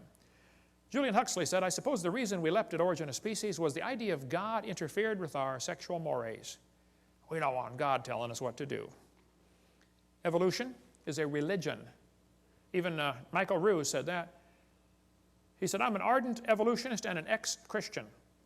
But I must admit that is one complaint, Mr. Gish is but one of many to make it. The literalists are absolutely right. Evolution is a religion. This was true of evolution in the beginning, and it's true of evolution still today. We believe in evolution because the only alternative is creation. And that's right. That is the only alternative. One Russian atheist astronomer came over here to America, and he was speaking at the university, and he said, folks, either there is a God or there isn't. I thought, wow, now that's a brilliant conclusion to come to. But then he said, both possibilities are frightening. I thought, wow, now that is a brilliant statement. See, if there is a God, we better find out who he is and find out what he wants and do what he says. If there is no God, we're in trouble. We're hurtling through space at 66,000 miles an hour and nobody's in charge. That's a scary thought. Even one famous scientist said, this evolution, transformationism, is a fairy tale for adults. The theory has helped nothing in the progress of science. It is useless. Even if evolution theory is true, it's useless. It's of no value to science whatsoever. Evolution is a kind of dogma which its own priests no longer believe, but which they uphold for the people. Even most scientists don't believe in this, but they're afraid of losing their job or their research grant money, or they're afraid of peer pressure. No different than a fifth grader afraid what the other fifth graders think of them. We got college professors out there teaching these lies that I've covered just because they have to, because that's their job. Muggeridge said, I'm convinced the theory of evolution will be one of the great jokes in the history books of the future. Satan is a liar. And everything about this theory is based on lies. Even Thomason said, these people who go about teaching evolution are great con men. The story they are telling may be the greatest hoax ever. We do not have one iota of fact to support this evolution theory. So Fred Hoyle, the famous astronomer, said, well, life is so complicated, it could not have evolved on Earth, so it must have come from outer space. Well, duh. All that does is postpone the problem. How did it happen out there? This guy says, evolution is a light which illuminates all facts. All lines of thought must follow. This is what evolution is. Well, Pierre de Chardin, the Catholic priest that got most of the Catholics to believe in evolution, including the Pope, who's 3 times now said, we believe in evolution. Pierre de Chardin is one of the guys responsible for the great Piltdown hoax. He's a liar. Absolute bald-faced liar. God's Word is a light. Okay? Not evolution is a light. But if a kid goes 12 or 15 years to school in your school system, how's he going to view the world? probably like an evolutionist. Why would they teach these lies? Well, some people think that if everybody believes in evolution, that will make it true. It doesn't matter if everybody believed in it. That wouldn't make it true yet, okay? Some people teach the lie to keep the paycheck coming in. Kids, there are teachers that don't believe in evolution, but they keep teaching it anyway because they like their paycheck every Friday. And they will lie to you to keep their paycheck coming in. Some understand the bigger picture, how evolution is the foundation for the New World Order. We cover more on that on Seminar Part 5. Evolution is the foundation for Marxism, Nazism, communism, socialism. That's why when I do debates, I always call it creation versus evolutionism. It drives them nuts, you know, because they're used to saying, oh, it's evolution versus creationism. They always put the ism on creation. So when I flash up my sign at the beginning, it says, creation versus evolutionism debate. They always sit there with that puzzled look on their face. They're trying to read it thinking, you know, something doesn't look right about that, but I don't know what it is. Just get the little jab in there, you know. Why do people believe in evolution? Well, you might want to get this book, The Case Against Darwin. Excellent, short book, quick read for your intellectual friends that want to get the quick picture. Some people, that's all they've ever been taught. When I spoke in Russia, I was over there at the university. There were 30 professors came in to hear me speak. And after about an hour, one of the professors was crying. And I asked the interpreter, I said, what's he crying about? And she said, he's never heard the creation story. He didn't know there was one. All he's ever heard is evolution. He wants you to keep going. I went for another hour. I spoke at a public school over there in Russia. The room would seat 400 kids. They had 700 high schoolers come in there and listen to me for 2 hours. I mean, you could have heard a pin drop the whole time. I couldn't believe it. When I asked the principal before I started, I said, hey, are there any things I shouldn't say to these kids? I know this is a public school. It's kind of sensitive. He said, what do you mean? I said, well, I'm a Christian. Is it okay to tell them, you know, mention the Bible? He said, oh, yeah. Tell them anything you want. I said, well, would it be okay if I told them, you know, how to go to heaven? He said, sure, please do. These kids would love to hear about Christianity. They've never heard any of this. Wow. Door you can drive a truck through, brother. But they use the same lies in Russian textbooks. Here's a Russian textbook talking about the forelimb, proving evolution, the different geologic column strata, all the stuff we covered earlier. So why do they believe this stuff? Well, some believe it because that's all they've been taught. Some, their job depends on it. Some, they hope there's no God to answer to. They did not like to retain God in their knowledge, the Bible says. They just don't like this idea. And it says, God will send them strong delusion. The more I think about this, that is so true. Anybody that believes they came from a rock 4.6 billion years ago has to be strongly deluded. Think about it. Oh, there's so much we could cover on this. Some people simply have too much pride to admit they have been wrong all their life. So, kids are being taught evolution. There's no question about it. Kids are being lied to in these textbooks. There's no question about it. What do we do about it?